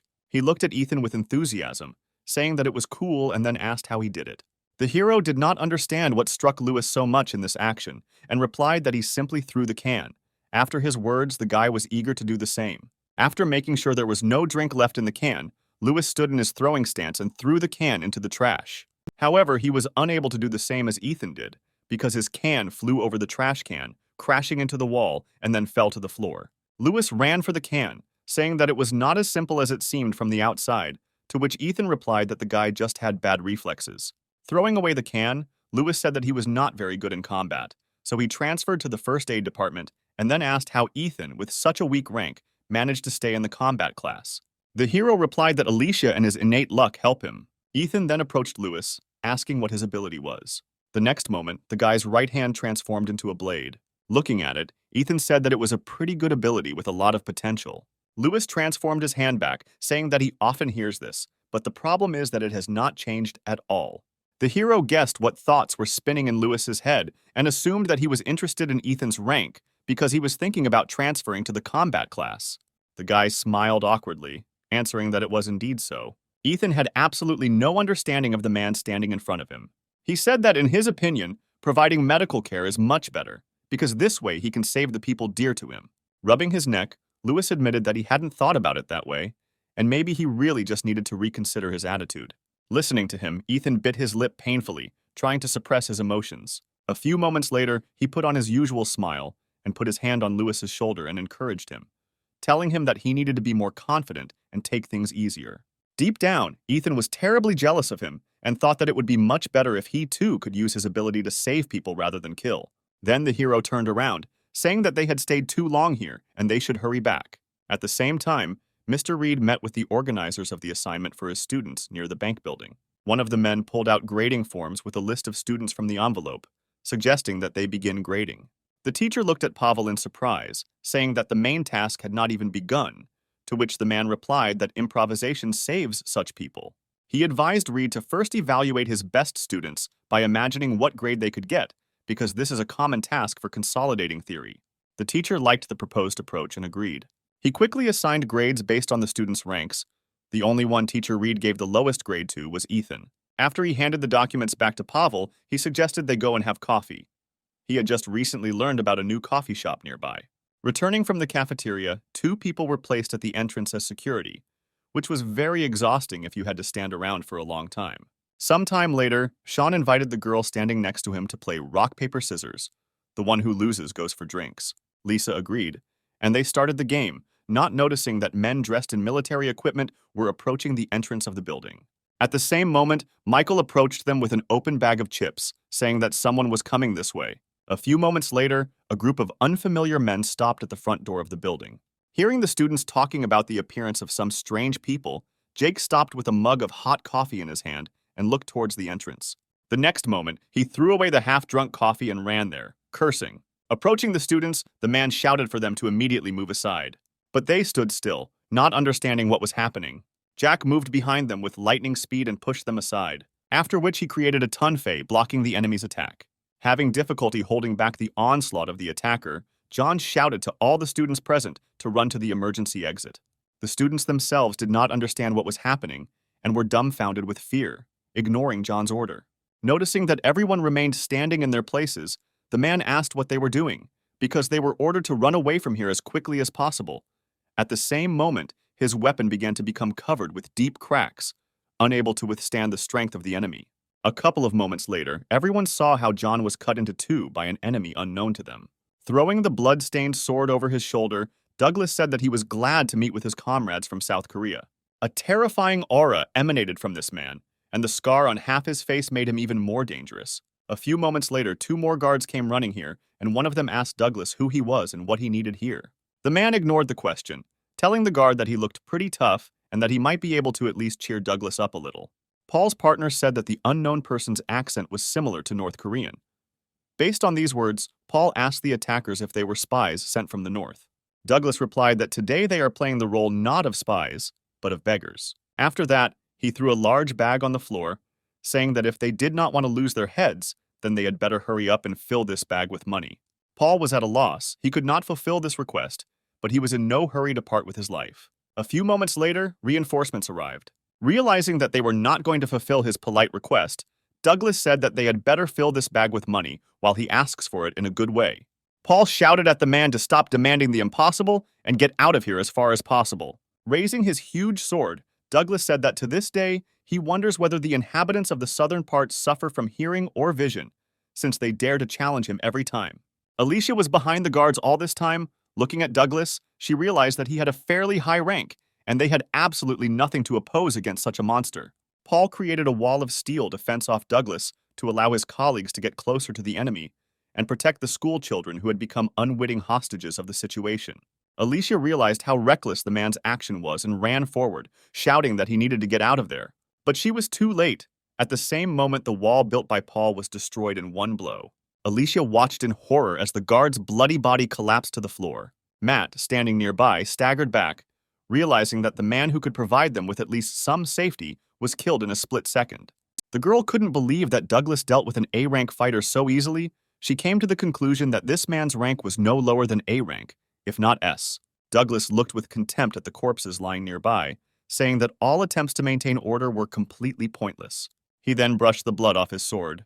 Alicia attracted the attention of the rest of the students by shouting for everyone to obey her orders. She ordered everyone to run behind the banker's counters. Sean nodded his head, starting to rise from the floor. Watching the students run to the banker's desks, Douglas, standing at the coupon machine, asked if they had decided to become bank employees if he needed to take a coupon to get the money. Once on the other side of the hall, Alicia told everyone to activate their abilities, and from now on, the sergeants were in charge of their squads. Having never received an answer to his question, Douglas continuously pressed the button to receive a coupon, saying that he would like to get some money. The sound produced by this device greatly hurt the ears of our heroes. Jumping onto one of the tables, Alicia said that everyone should get together. They need to hold out until the police or teachers come to the rescue. Moving the bag a little closer, Douglas asked the school children not to be so inhospitable to their new friend, because they should support each other. Casting a glance at the man's people, Alicia was sure that in terms of strength, they were in no way inferior to Douglas.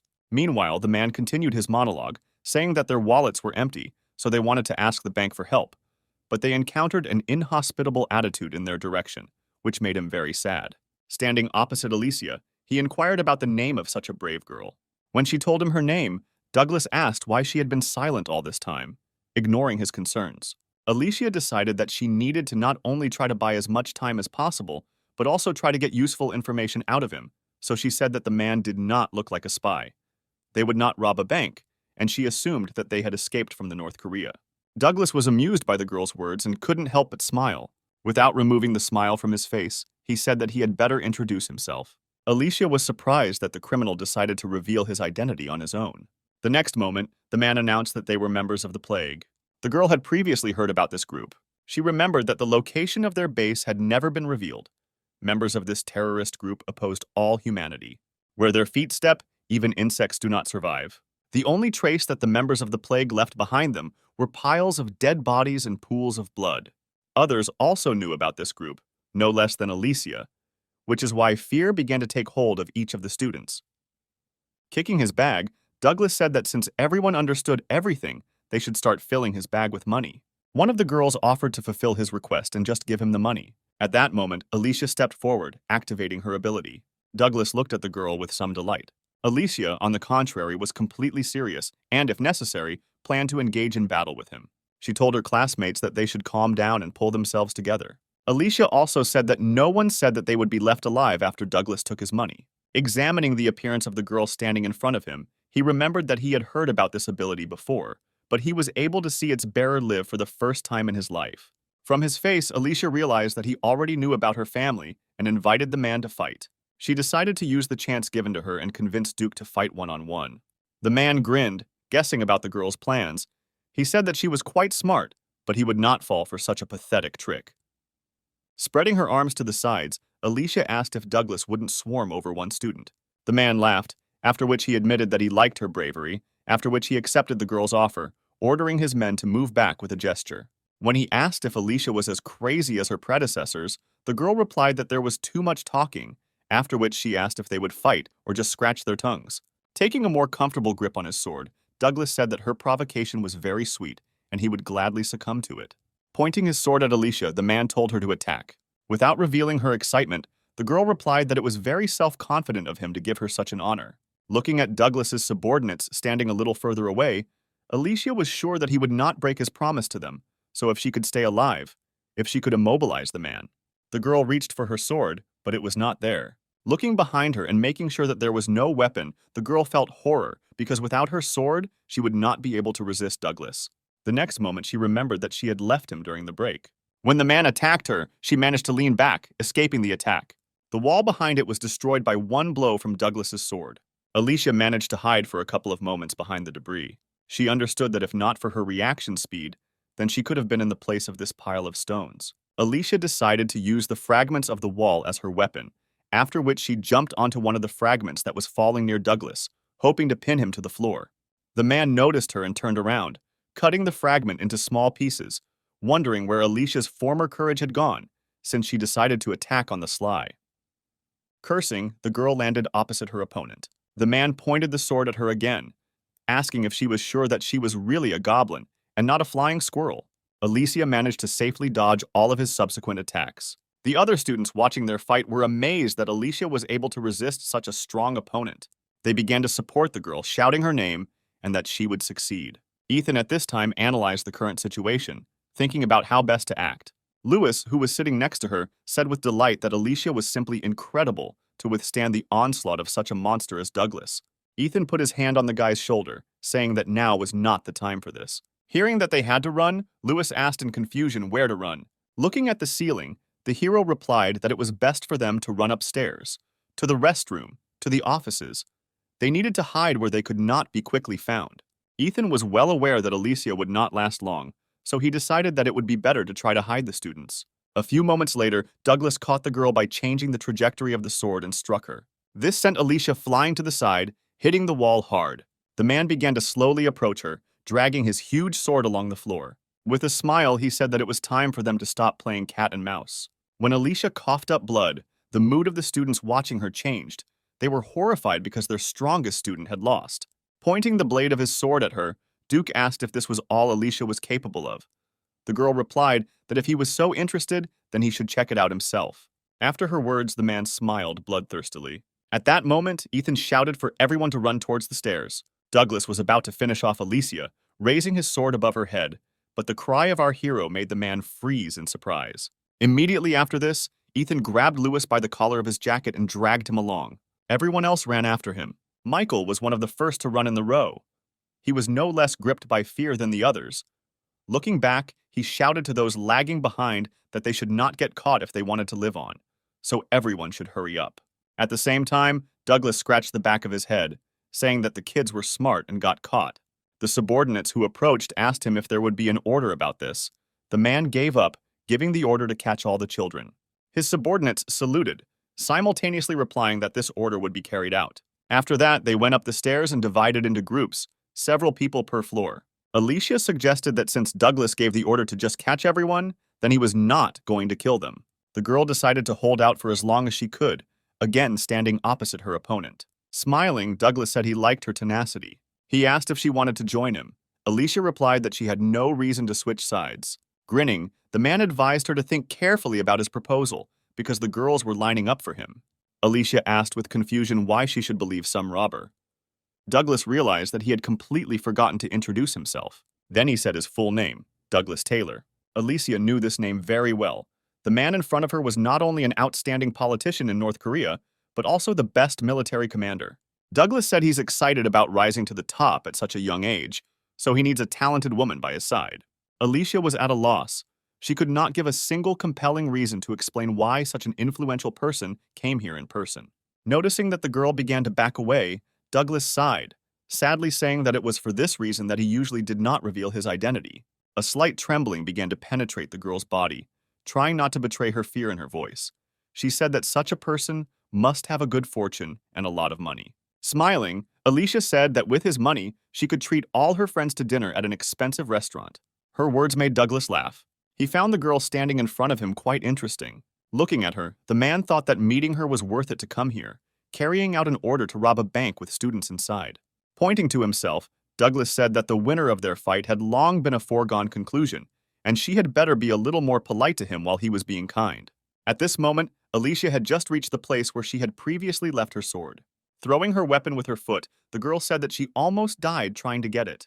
When the sword was in her hand, the girl said that in future, she should take better care of her things.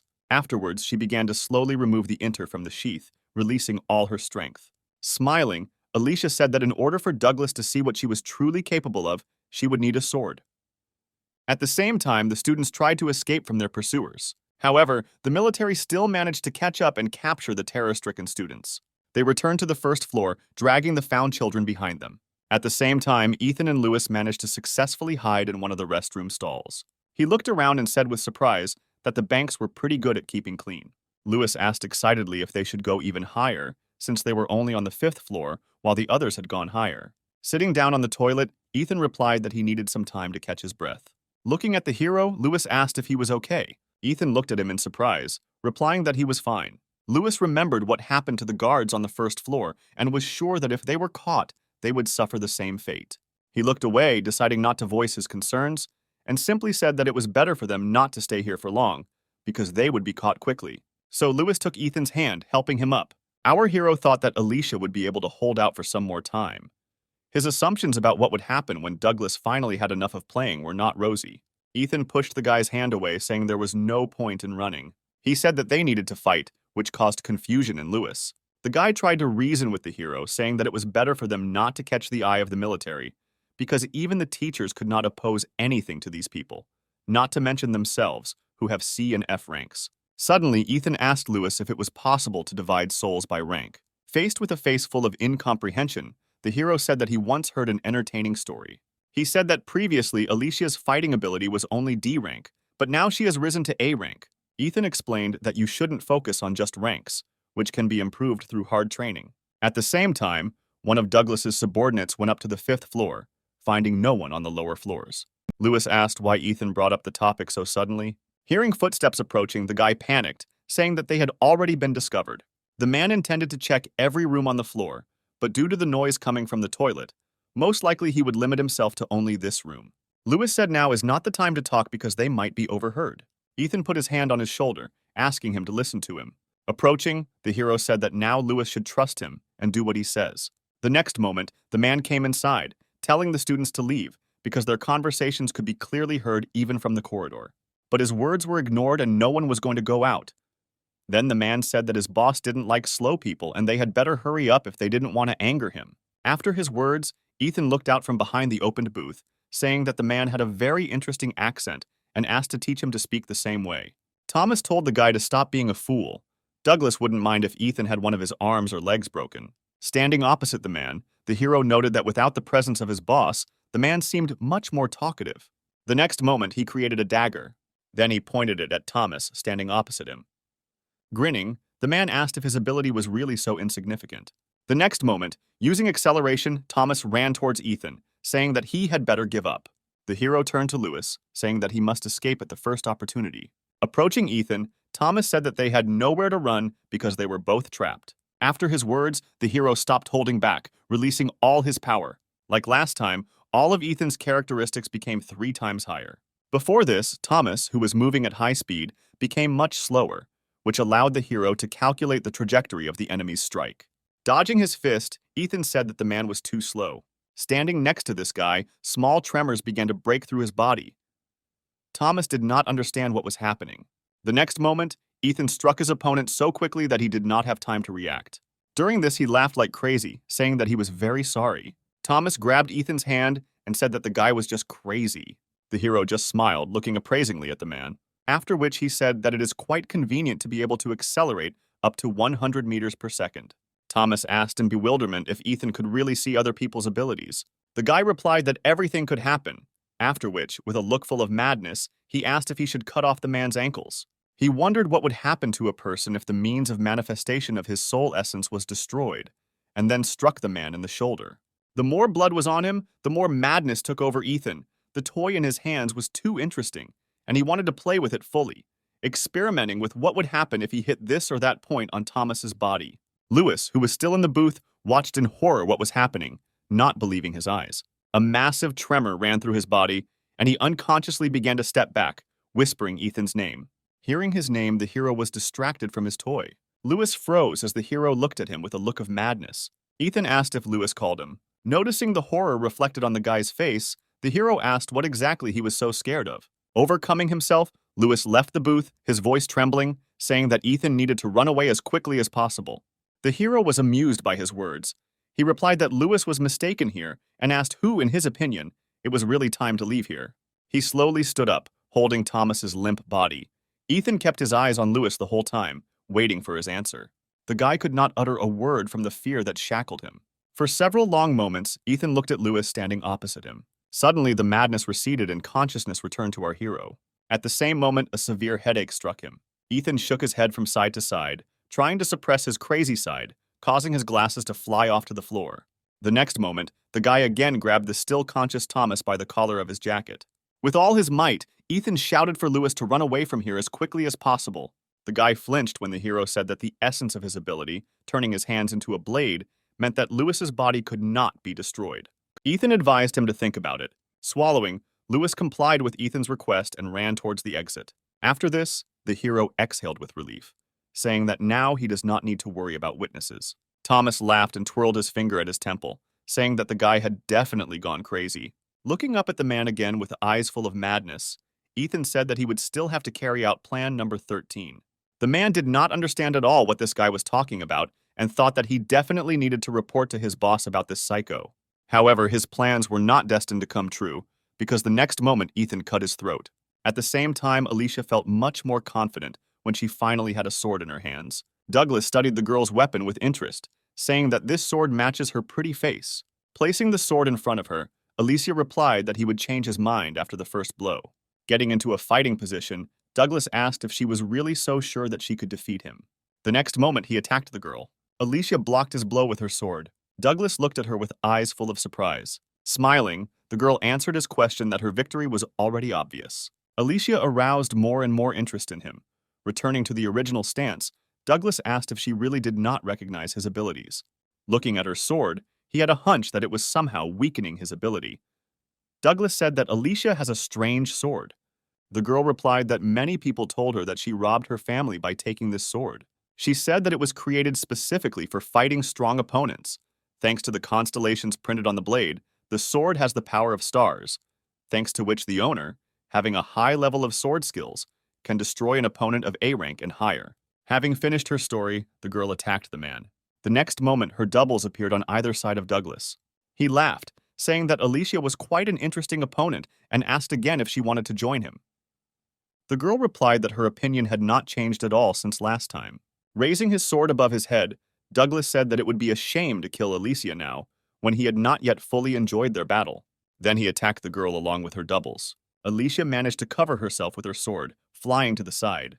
But her doubles, having hit Douglas's attack, began to disappear.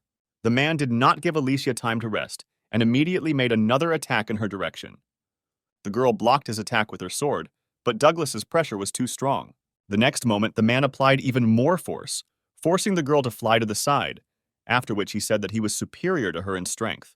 Grabbing her sword tighter, Alicia said that he had too much ego and ran towards Douglas. Approaching him, Alicia again created two doubles. They all attacked the man at once, who didn't even move when she used the technique again. Douglas struck fast and hard, getting rid of Alicia's doubles. The girl hoped that her doubles would be able to distract the man's attention, giving her a chance to attack when Douglas was open. But this plan failed. Her doubles disappeared too quickly, and Alicia found herself again alone with her opponent. Jumping back, Douglas said that he was starting to like her more and more. Alicia was no longer so confident in herself. Her opponent turned out to be stronger than she had expected. Douglas asked the girl if she still thinks that she is stronger than him. Without waiting for her answer, he said that what was shown should have been enough to convince Alicia to join him. Taking a stance, the girl replied that this was not enough for her. At the same moment, the military entered through the main entrance, dragging the escaped students with them. Alicia was surprised that during this time they had already managed to catch someone. Noticing that they appeared from the street, the girl assumed that all the police had come here because of such noise, but they could not do anything because of the hostages. Douglas asked why his subordinates only brought children from the street if they had previously gone to the upper floors. One of the men reported that they were divided into two teams, one of which carried out a raid on the upper floors, and the other waited outside the building to catch students jumping from the windows. He also reported that those who had not yet returned went up to the upper floors to look for those remaining. Alicia was very surprised when she heard that the men immediately went outside, and during all this time, the police did not make a single attempt to save the hostages. The current situation seemed too strange to her. Looking at Alicia, Douglas said that all her thoughts were written on her face. Throwing the sword over his shoulder, he said that all her assumptions about why the police had not arrived yet would be incorrect, because they had temporarily closed this bank using their abilities. When Douglas said this, it was as if she had been doused with a bucket of cold water. Meanwhile, the man continued, explaining that he would not carry out an attack without proper preparation, although the outside of the bank looks the same as usual, but no one will guess what is really happening inside. Alicia found it difficult to believe that there was not a single person from outside who could help them. Previously, she thought that it would be enough to just hold out until the police arrived. But now the situation has changed greatly. Even if she manages to escape to bring help here, by the time she returns, everyone else will have been killed. The girl clenched her sword. She realized that it was now useless to stall for time further by fighting, but Alicia didn't know what else she could do in this situation. Looking at her, Douglas asked where her former warrior spirit had gone. One of the bank employees, who was captured along with his students, kept looking warily at the leader. Suddenly, he stood up and used his ability to run forward. He managed to get to the nearest table with the phone in a matter of seconds. Picking up the phone, Matt pressed the emergency call button. Then he asked for security, saying that their bank had been captured by terrorists. Saying this, the man turned around, looking at the invaders, who for some reason unknown to him did not try to stop him. There was no response from the receiver to his messages. Matt excitedly asked if anyone could hear him. Silence again became his answer. Then the man realized that for some reason, the connection was blocked. At that moment, Douglas approached and threw the bag on the table in front of Matt. Smirking, he asked if Matt had not heard his conversation with a young lady a few minutes ago. The man fell to his knees in fear of Douglas, who in turn explained that among his subordinates, there was one who specialized in isolation, which meant that neither the phones nor the emergency call button worked. After his words, Michael and Sean took out their phones and saw that there really was no connection. Matt asked why someone as important as Douglas would break into a bank in broad daylight. Tilting his head to the side, he replied that a man should not belittle his position because all professions are equally important. Not paying attention to his words, Matt shouted that if the special forces found out about his whereabouts here, then Douglas would be in trouble. Smiling, Douglas replied that the fact of the matter was that no one would be able to find out anything because of the isolation, which he had already talked about twice. After this, the man's gaze became more bloodthirsty, and a terrifying aura began to emanate from him. Matt froze in horror, realizing that he was about to be killed. The next moment, the sharp blade of Douglas's sword was pointed at him. The man said it was time for Matt to learn an important lesson. after which Douglas raised his sword over his head. At that moment, Alicia shouted at him to stop, calling him a monster. The man froze in surprise at her words. Turning to her, he asked if he really heard it wrong, and she really just called him a monster. Alicia suggested that they fight again to determine the true winner. She sincerely hoped that Douglas would agree and leave the man alone. However, contrary to her expectations, he replied that the girl had already suggested this to him earlier, after which he asked if she understood the meaning of the words she had said earlier. Raising his sword above his head, Douglas said she didn't have to answer. The next moment, he cut off Matt's leg, causing him to start screaming in severe pain. Alicia took a step back, watching such a terrifying scene. Ignoring Matt's pleas for mercy, Douglas raised his hand for another blow and said that if she knew what her words meant, she would never have called him that. The next moment, Matt's screams stopped, and the floor and walls were stained with the man's blood. Alicia closed her eyes at the last moment, not wanting to witness such cruelty. A few moments later, Matt's severed head flew near the girl. She opened her eyes when she heard something fall and, holding back a scream, took a few steps back. Douglas pointed the sword at her, saying that since she decided to challenge him a second time, he would not be as courteous to her as before, but would simply cut off her legs and arms, after which he would carry them with him in a bag. He said that he would do Alicia great honor by giving her death by his hand. Suddenly, the door leading to the stairs opened, making a loud sound.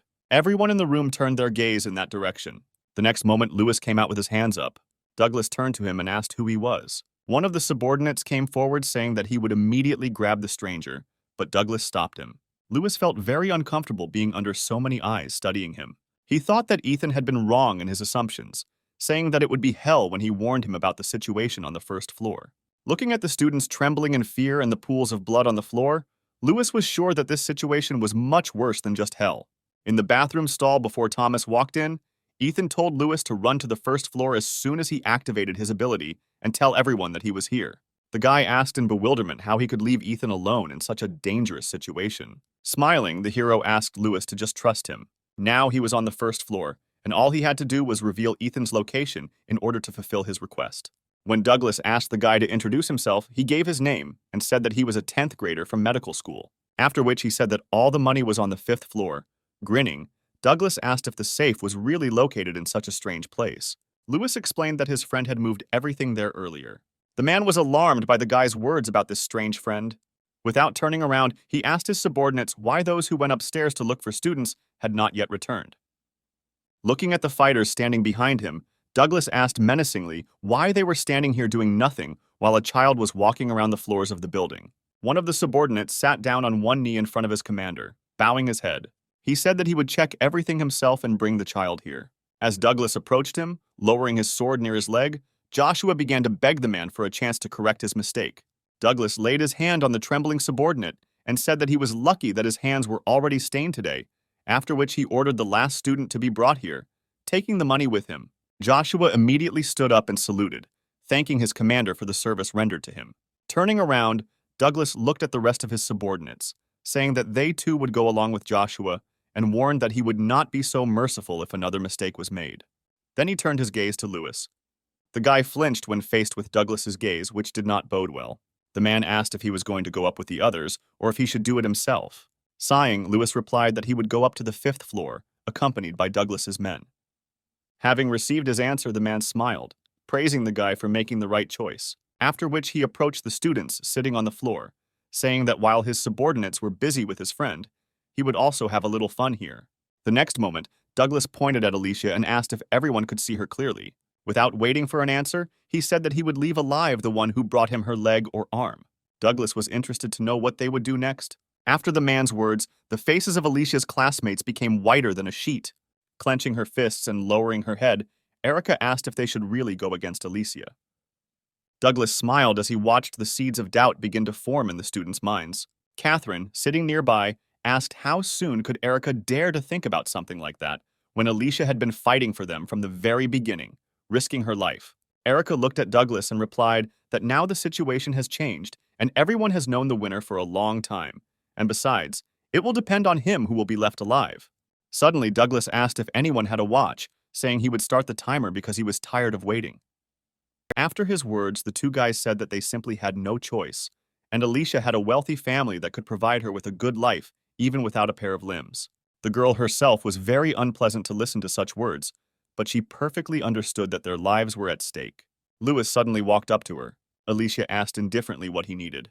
The guy whispered that she shouldn't worry, she just needed to hold out a little longer. The girl looked at him in surprise, asking what this meant. But Lewis only smiled back at her. Alicia said that he should have stayed in his hiding place further, because now the opponents had one more hostage. The guy replied that he had come to help.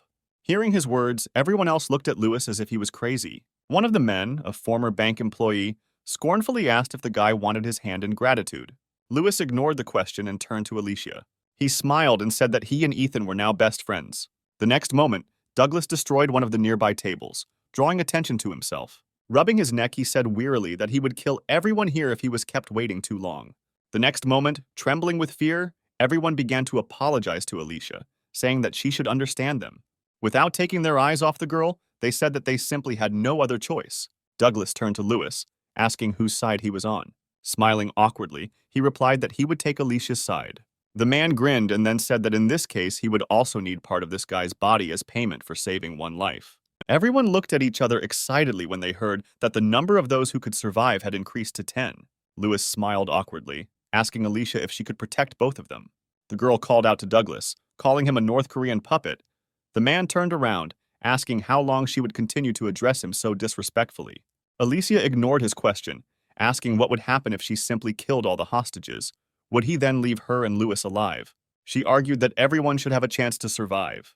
The next moment, Douglas's booming laughter was heard in the room. He said that Alicia was saying some pretty funny things. He accepted her offer, promising that he would leave them alive. Alicia clenched her sword, pointing it at the students standing opposite her. Seeing that she was serious, they cowered in fear. The girl said that she too had no other choice but to stay alive in this way. Catherine looked uncertainly from Alicia to Douglas. The man, smiling bloodthirstily, asked what everyone was waiting for. They just needed to choose, namely, a part of Alicia and Lewis's body or their own heads. Catherine turned back, saying that in such a situation it would be fair to save the majority. She tried to convince Alicia, saying that it was too selfish of her to kill them all for 2 lives. Alicia replied that she had no other choice. Then she created clones and ran towards Catherine.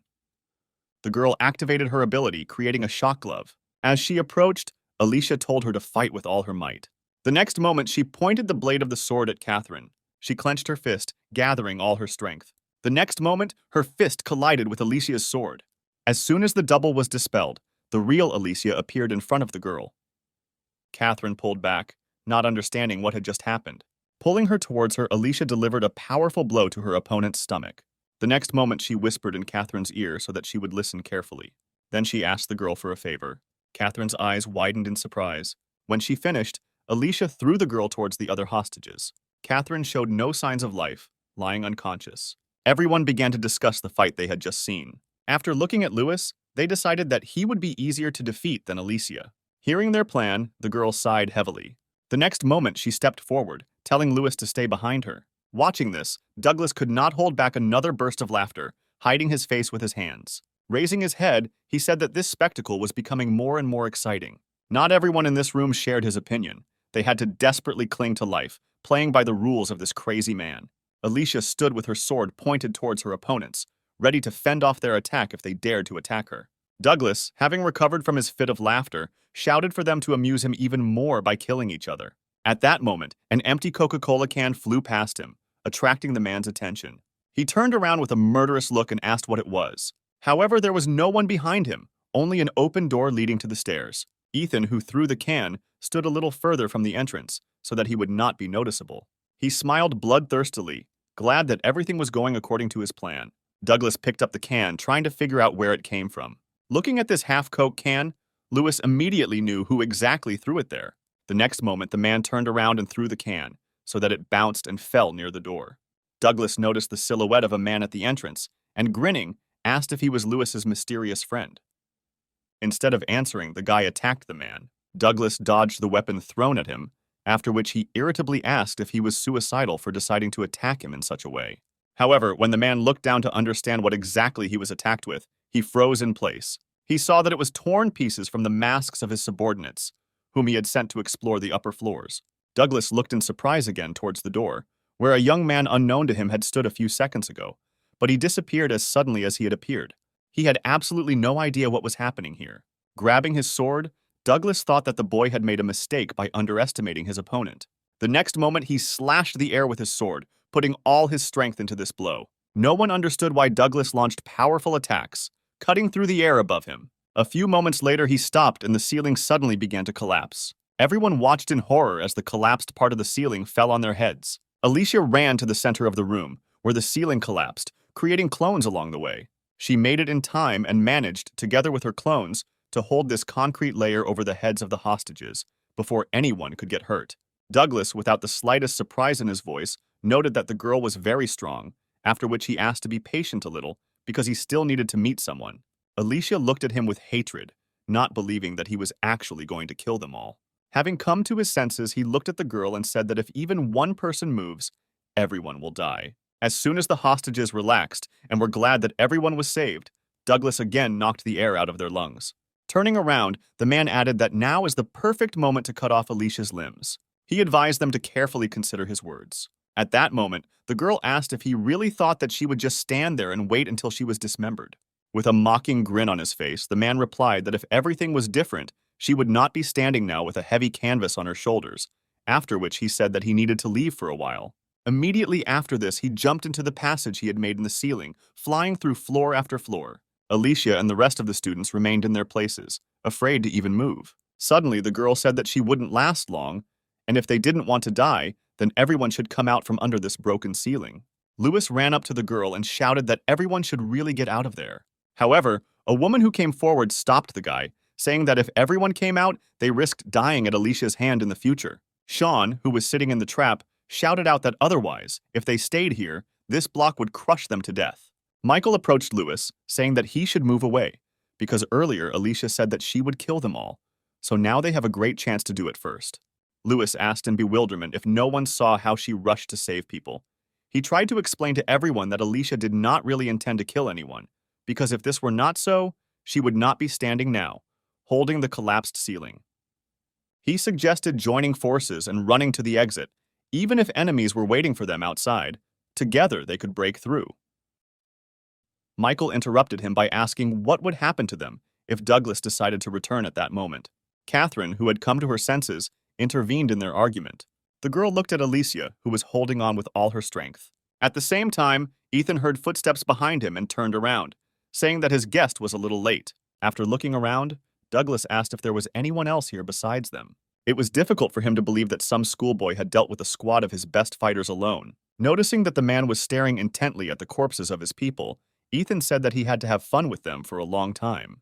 With a look full of madness, the guy said that he would have managed it faster if they had attacked him with the whole crowd at the same time. Smiling widely, the man thought that the girl he had fought with earlier had impressed him greatly, but the guy standing in front of him was able to completely outshine her. Douglas wondered where this monster came from. Ethan ignored his question and ran his index finger along the blade of his dagger with a bloodthirsty smile on his face. Douglas extended his hand to the guy, asking if he wanted to join him. He even promised Ethan a good position if he accepted his offer. After his words, the hero put his palm to his face, carefully thinking about something. A few moments later, he broke into a happy smile, saying that it would be best to take the ninth path. Immediately after that, he took off, approaching Douglas in a zigzag pattern. The man stood up when the guy was close enough. Catching the right moment, Douglas attacked Ethan, but he dodged his sword. The man made several more attempts, but the hero never fell under a single blow, jumping from side to side. Then, Douglas decided to show the guy one of his trump cards, using one of the strongest attacks in his arsenal. However, this time our hero safely escaped the attack, moving behind his opponent. Douglas did not expect that he would catch the guy with his last attack, because it was made for a completely different purpose. Seeing Ethan running towards him, the man grinned, thinking that the boy had fallen into his trap. No one knew that his ability allowed the sword to pass through surfaces. When the man activated his ability, Ethan had the opportunity to study it, quickly approaching his opponent. Once at a sufficient distance, the smiling hero said that Douglas had a rather long name for his ability. The man froze for a couple of moments, not understanding how this brat knew about his ability. This hesitation was enough for Ethan to push off from the sword and jump behind Douglas, simultaneously asking why the name was so long. The man did not move, trying to understand what had just happened. Having landed not far from him, the hero did not stop bombarding the man with questions. With his back to him, Douglas lowered the sword raised above his head. He asked Ethan if he was able to see the abilities of other people, to which he received a positive answer. When the guy asked why he had several pluses near his rank, and what the gain factor was, the man shuddered. He asked what the annoying brat's name was. The hero, with a crazy expression on his face, said his name, drawing out the syllables. After this, Douglas asked whether his ability was related to vision, and said that if he really could see the ranks and abilities of people, then Ethan would have no equal in his squad. The hero interrupted the man, saying that Douglas was the strongest person he had met recently.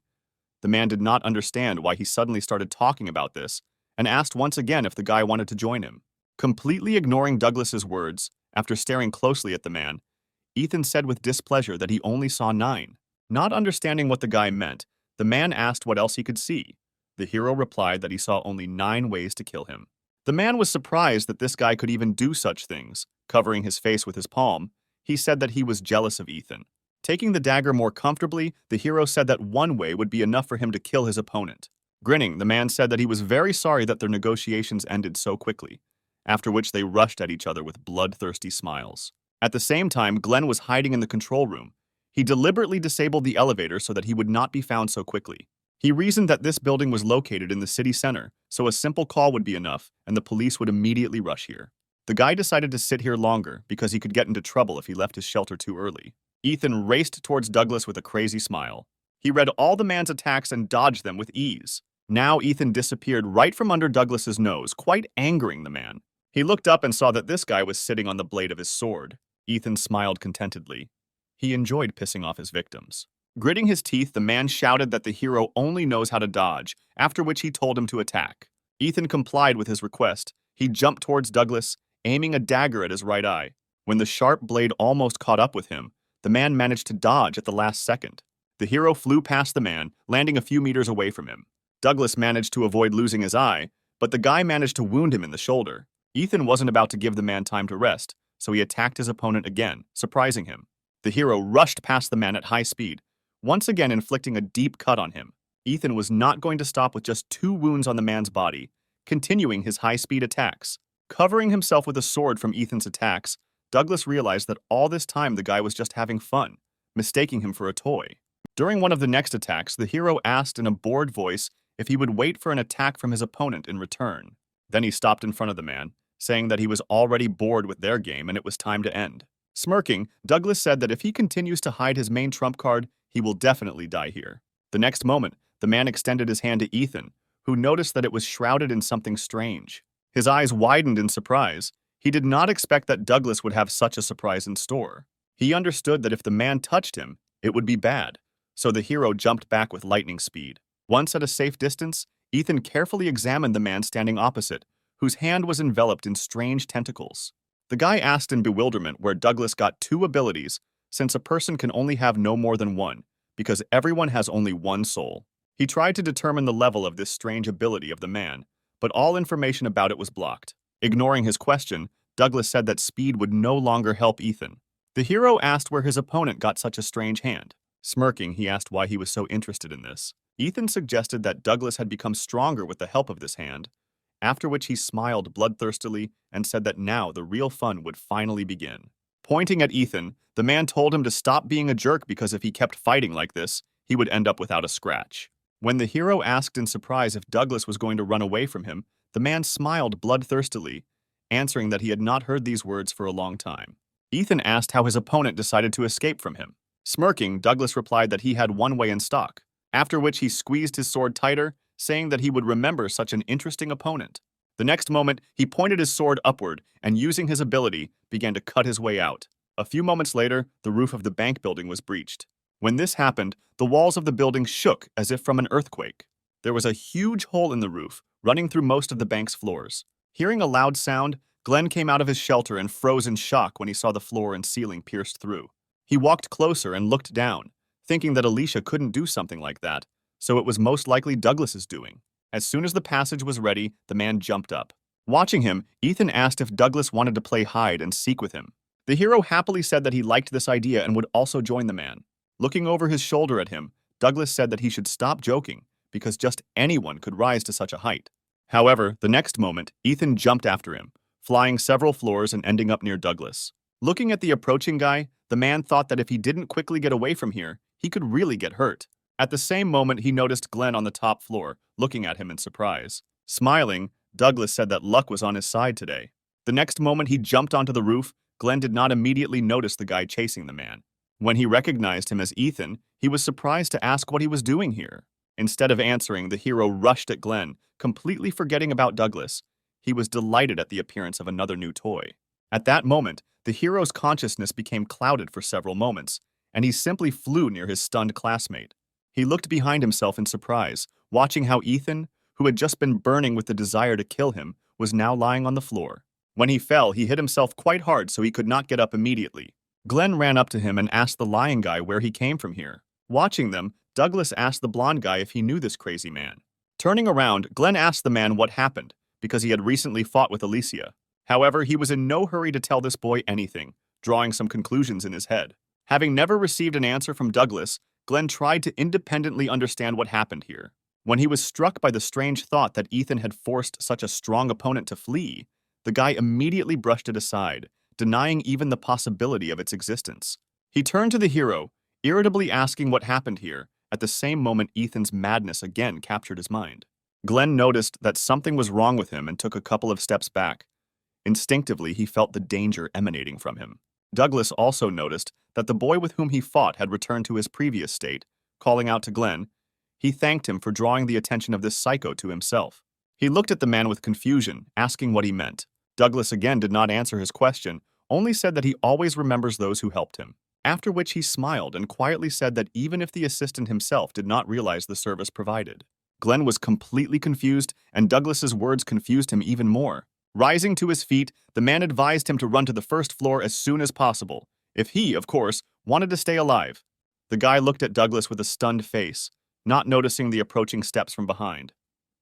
When the man jumped in an unknown direction, Glenn shouted after him that he was not going to fall into this trap, knowing full well that Douglas's people would be waiting for him on the first floor. Smirking, the man simply wished the boy good luck. He was glad that he followed his instinct and decided to go south. Still not understanding anything, Glenn looked at Ethan, whose behavior was too strange. The next moment, Ethan stood up straight and looked at Glenn with a manic expression on his face. Approaching him, the hero asked, drawing out the syllables, what the leader of the squad was doing here. Tilting his head to the side, Ethan said that Glenn had allowed his toy to escape, so he would have to take that role. The way Ethan looked at him made Glenn recoil, beginning to understand the meaning of Douglas's words. The guy turned around and looking at the hole made in the floor, thought that if he didn't run away now, then this wouldn't end well. The next moment, he used his ability to pull out one of the stones and jumped down. He glanced over his shoulder to make sure Ethan hadn't followed him. The hero stood near the hole watching the retreating guy. Smiling even wider, he said that he was again taking the role of water in this game. The next moment, he flew after his leader, moving in a zigzag motion. A few moments later, he managed to catch up with Glenn, saying that he was already tired of this game and suggested that he play something else. Turning around, Glenn tried to hit Ethan, yelling at him to get away from him, but he easily dodged. The hero stared at the guy for a couple of seconds. He had seen over 15 ways to kill Glenn and was trying to figure out which one would be the most fun. Having chosen the most suitable one, he smiled bloodthirstily, pronouncing the name of his squad leader. The next moment, he approached the guy, grabbing him by the throat. Glenn asked Ethan to let him go, while at the same time trying to unhook his hand from his neck. Ignoring his requests, the hero said that he had come up with a new game for them called Cut Off an Arm or Cut Off a Leg. Hearing Ethan's proposal, Glenn shouted that he was a complete nutcase. Then he waved his hand, which was holding a huge stone, forcing the hero to let go, after which he told him to play his own games. Pressing himself against the destroyed ceiling, Ethan replied that he did not really like this proposal. The next moment, he pushed off from the surface and flew after the leader. The guy watched in horror as Ethan approached him at breakneck speed. Suddenly, he felt someone else's arms grab him. Still with the same smile, Ethan said that it was quite difficult to keep up with the leader. But now he was not going anywhere. Glenn tried to unhook this psycho from himself, but all his attempts were unsuccessful. Not knowing what else he could do, the guy said that if Ethan didn't let him go, they would both fall to death. Pressing himself even closer to Glenn, the hero said that he would not die. Suddenly, the leader of our hero's squad heard a familiar voice calling out to him from below. Gritting his teeth, Glenn thought that preserving his pride was not the most important thing now when his life was at stake. The next moment, he clenched his fist, concentrating all his strength. Then he pointed his fist at Ethan's face, saying that he did not intend to die at his hands. Ethan dodged his blow, saying that Glenn was too slow. The next moment, he noticed a sword flying at him. When the blade was a few centimeters from his face, he smiled, saying that someone else wanted to play with them. The next moment, he threw the sword aside. Glenn looked at the guy in bewilderment, trying to understand how he managed it. A couple of seconds later, he looked ahead, shouting for the girl standing there to move aside. After waiting a little time, he threw the stone he was holding down. Glenn himself flew several metros to the side. Ethan landed after him. Rising to his feet, he looked in the direction where his next toy should have been. However, instead of a person, he found in this place the sword with which he had been attacked earlier. Grinning, he said that today all his toys like to play hide and seek. At the same time, Alicia was still standing, holding the collapsed ceiling. Although she tried to pretend that everything was in order, but from the girl's trembling hands, one could understand that she was at the limit. Alicia tried to come up with some way out, but all her ideas led to a tragic end for either her or those she was now protecting. At the same moment, Catherine stepped forward, activating her ability. Without taking her eyes off Alicia, the girl created a strike glove. Those behind her called out to her, saying that they should do it first. Lewis desperately tried to stop Catherine and the others from making a mistake. However, none of his words and prayers helped. They began to threaten him, saying that if he did not leave, he would suffer himself. Despite this, the guy stood his ground, asking if they were tormented by their conscience for their intentions towards Alicia, who had been fighting for them all this time. The bank employee replied that Lewis was still too young and did not understand much. She was obliged to survive by any means for the sake of her family and children. Alicia could no longer hold on, experiencing severe pain throughout her body. The students sitting under the collapsed ceiling began to scream in fear as the ceiling began to fall. Catherine said that Alicia is at the end of her strength. She demanded that Lewis immediately step aside, ceasing to protect the girl who was struggling to hold the ceiling. The guy also activated his ability, saying that if Catherine gets one step closer to them, he will have to attack. Sighing and clenching her fist, the girl replied that in this case, she had no choice. The next moment, she turned around, ordering her squad to start rescuing people from the ceiling and stand up for their comrade. Everyone looked at Catherine in bewilderment. Moments later, the members of the first squad stepped forward, following their leader's orders. They stood behind Catherine, blocking Alicia and Lewis. Alicia told Catherine to stop showing off in front of everyone and rushed to help her deal with the problem on her shoulders. Michael and the bank employee couldn't believe that anyone else would take Alicia's side. The woman stepped forward, saying that the best thing to do would be to sacrifice 2 people and get out of here alive, but she was stopped by Catherine. The girl said that if anyone else came close, she would have to use force. The bank employee raised her hands in a gesture of surrender and took several steps back. A few moments later, Anna said that all the students had been removed from the ceiling and that Alicia now needed to be carefully freed. Immediately after this, Lewis and Catherine destroyed the ceiling, relieving the girl of her heavy burden. Kneading her joints, Alicia said with relief that she had finally gotten out. Lewis approached her and asked the girl to explain everything to him. Alicia touched Catherine's shoulder, replying that she simply trusted her comrades. After her words, Lewis looked at Catherine in confusion. The girl said that in the moment before Alicia hit her, she reminded them of what they were taught at school and asked them to pretend to be scared. Immediately after that, Alicia pushed her back. As she took a sitting position, the girl thought that she had actually forgotten what they were taught due to extreme fear. They were told that members of the plague never leave witnesses of their atrocities alive. Remembering this, she realized that even if they killed Alicia or Lewis, Douglas still would not leave everyone else alive. Catherine approached her squad, saying that she had something to tell them. Having outlined the situation, the girl said that in the future, whatever she ordered, they must carry it out without question. When Catherine finished her explanation, Alicia said disgruntledly that she had asked her to just pretend that she was scared and not to start showing off. Suddenly, they heard a loud sound and then felt the building shake. Looking up, Alicia asked in bewilderment who Douglas was fighting there. At the same moment, Lewis, having come to his senses, shouted out Ethan's name, which is why the girl looked at him with incomprehension. Trying to explain to her what was happening, the guy asked if she remembered the reason why Douglas went upstairs. The girl replied that someone lured him there. Grabbing Alicia by the shoulders, he said that it was Ethan. When he said this, the girl looked at him as if he were crazy. Pushing the guy away from her, she said that Lewis shouldn't joke like that. Even though Ethan has good endurance and reaction speed, he is still F rank. Lewis asked with a serious face who else besides Ethan. It could be if everyone else except him and Glenn were here. But the leader of the third squad would not be able to fight back against Douglas. He then pointed towards the hole in the ceiling, saying that they should hurry up. Looking at the girl's shocked face and the lack of any reaction to his words that they needed to rush to Ethan's aid, Lewis turned around and ran towards the stairs alone.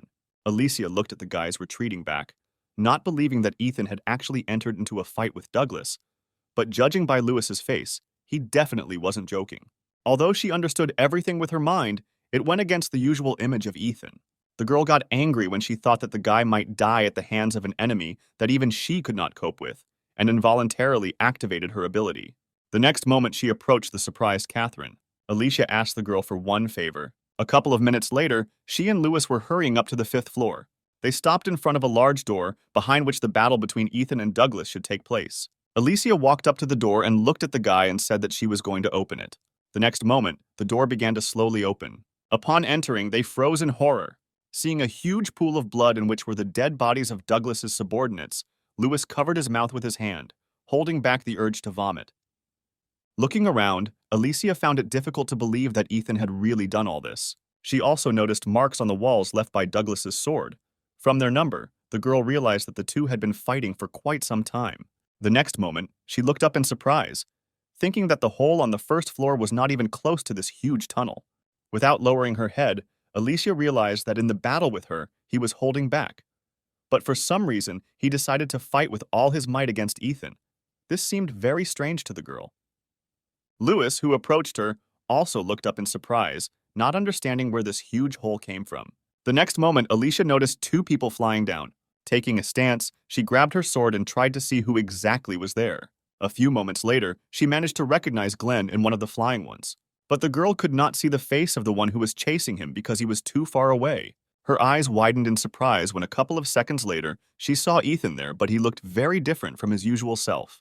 Lewis, standing next to him, asked in confusion what was going on. It seemed to Alicia that Glenn was in danger and took her sword out of its sheath. The next moment, she threw it, aiming at Ethan, turning it around so as not to seriously injure the guy. After that, she grabbed Lewis's hand and ran with him to the side, away from the hole in the ceiling. A few seconds later, a huge stone fell to the floor, raising a column of dust. Rising to his feet, Glenn looked in horror in the direction where Ethan was supposed to land. At that moment, Alicia ran towards him. The girl asked the guy what happened here. Before Glenn could say a word, Ethan's voice came from behind Alicia and Lewis, causing them to turn around. The hero approached them with a smile on his face. Seeing that all his comrades were assembled, he stopped, and with a satisfied face invited them all to play. This was the first time Alicia had seen Ethan in this state. Looking at his friend, Lewis said hesitantly that he probably shouldn't have come up here. The hero stood still with a bloodthirsty smile, waiting for their answer. Taking the silence of his comrades as agreement, he began to slowly approach them.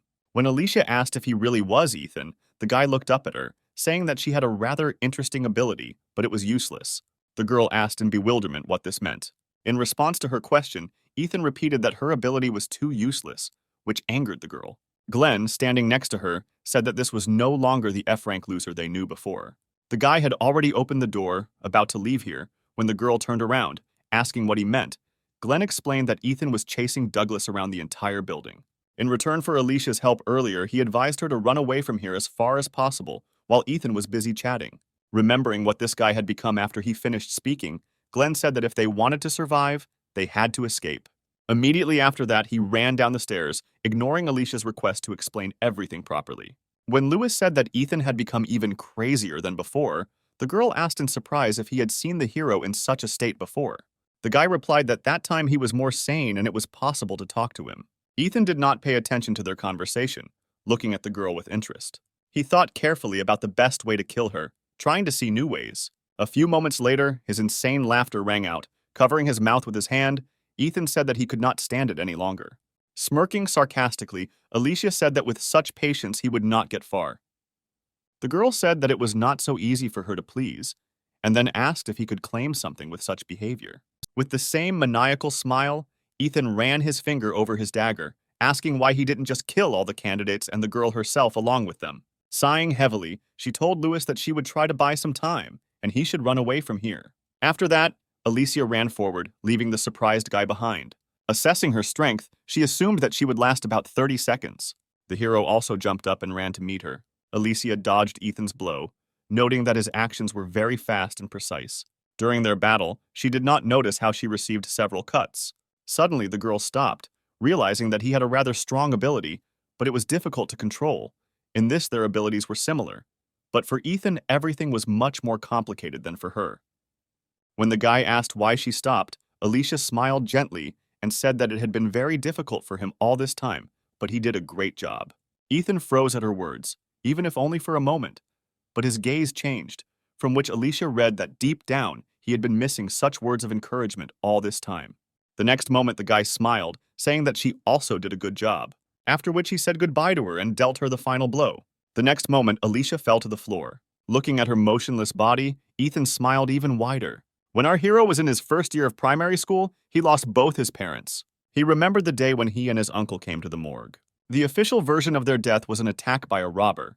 It took the investigator a long time to establish their identities, because the bodies of the boys' parents were severely mutilated.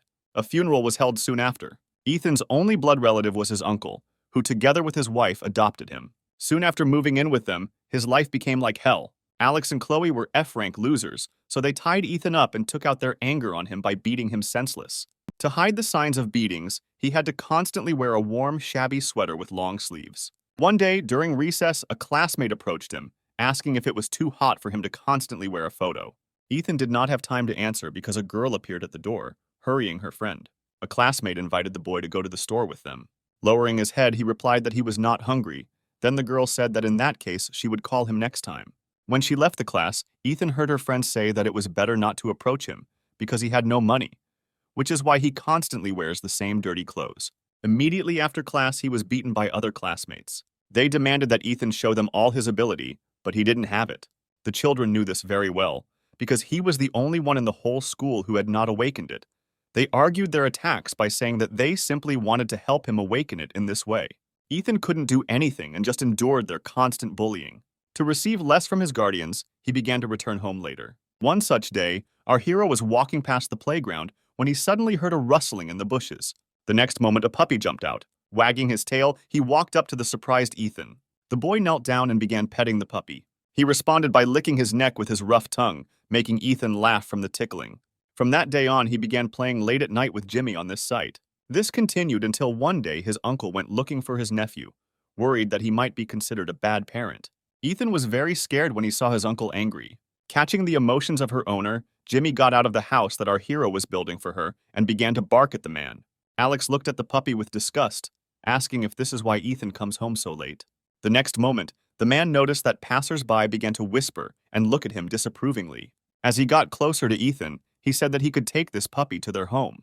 Hearing this, the boy began to beam with joy, not believing that he was allowed something like that. That evening, he stayed up late with his new friend, reading him a book. When his irritated uncle asked why Ethan was still awake, the boy shuddered in fear. Hastily apologizing, he turned off the light in his room. The next day, Ethan approached his uncle, who was watching a football game, and asked if he could go outside to play with Jimmy, who waved his hand towards the exit, saying that he could do whatever he wanted. The boy beamed with joy. After that, he and his friend walked towards the exit to the street. Sometime later, they came to the playground where they usually played after school. Ethan was really happy that he finally had a friend. The boy did not part with Jimmy for a second, playing various games with him. The puppy also managed to become attached to the boy and followed him everywhere. This day became the happiest in the life of our hero. While playing, Ethan did not notice how quickly time flew by. Seeing that it was already 7 in the evening, he was afraid, knowing that he would be very scolded for being late. Calling Jimmy, the boy ran home. When Ethan returned as expected, he was scolded at the table. Alex asked if he really disrespected them so much that he dared to come home every time after dinner. Lowering his head, the boy apologized, saying that he forgot about the time. The man slammed his beer can on the table, saying that was no excuse. After which he asked irritably whether he would really have to run around looking for Ethan and the neighbors every evening. The boy apologized again, saying that from now on he would be more attentive.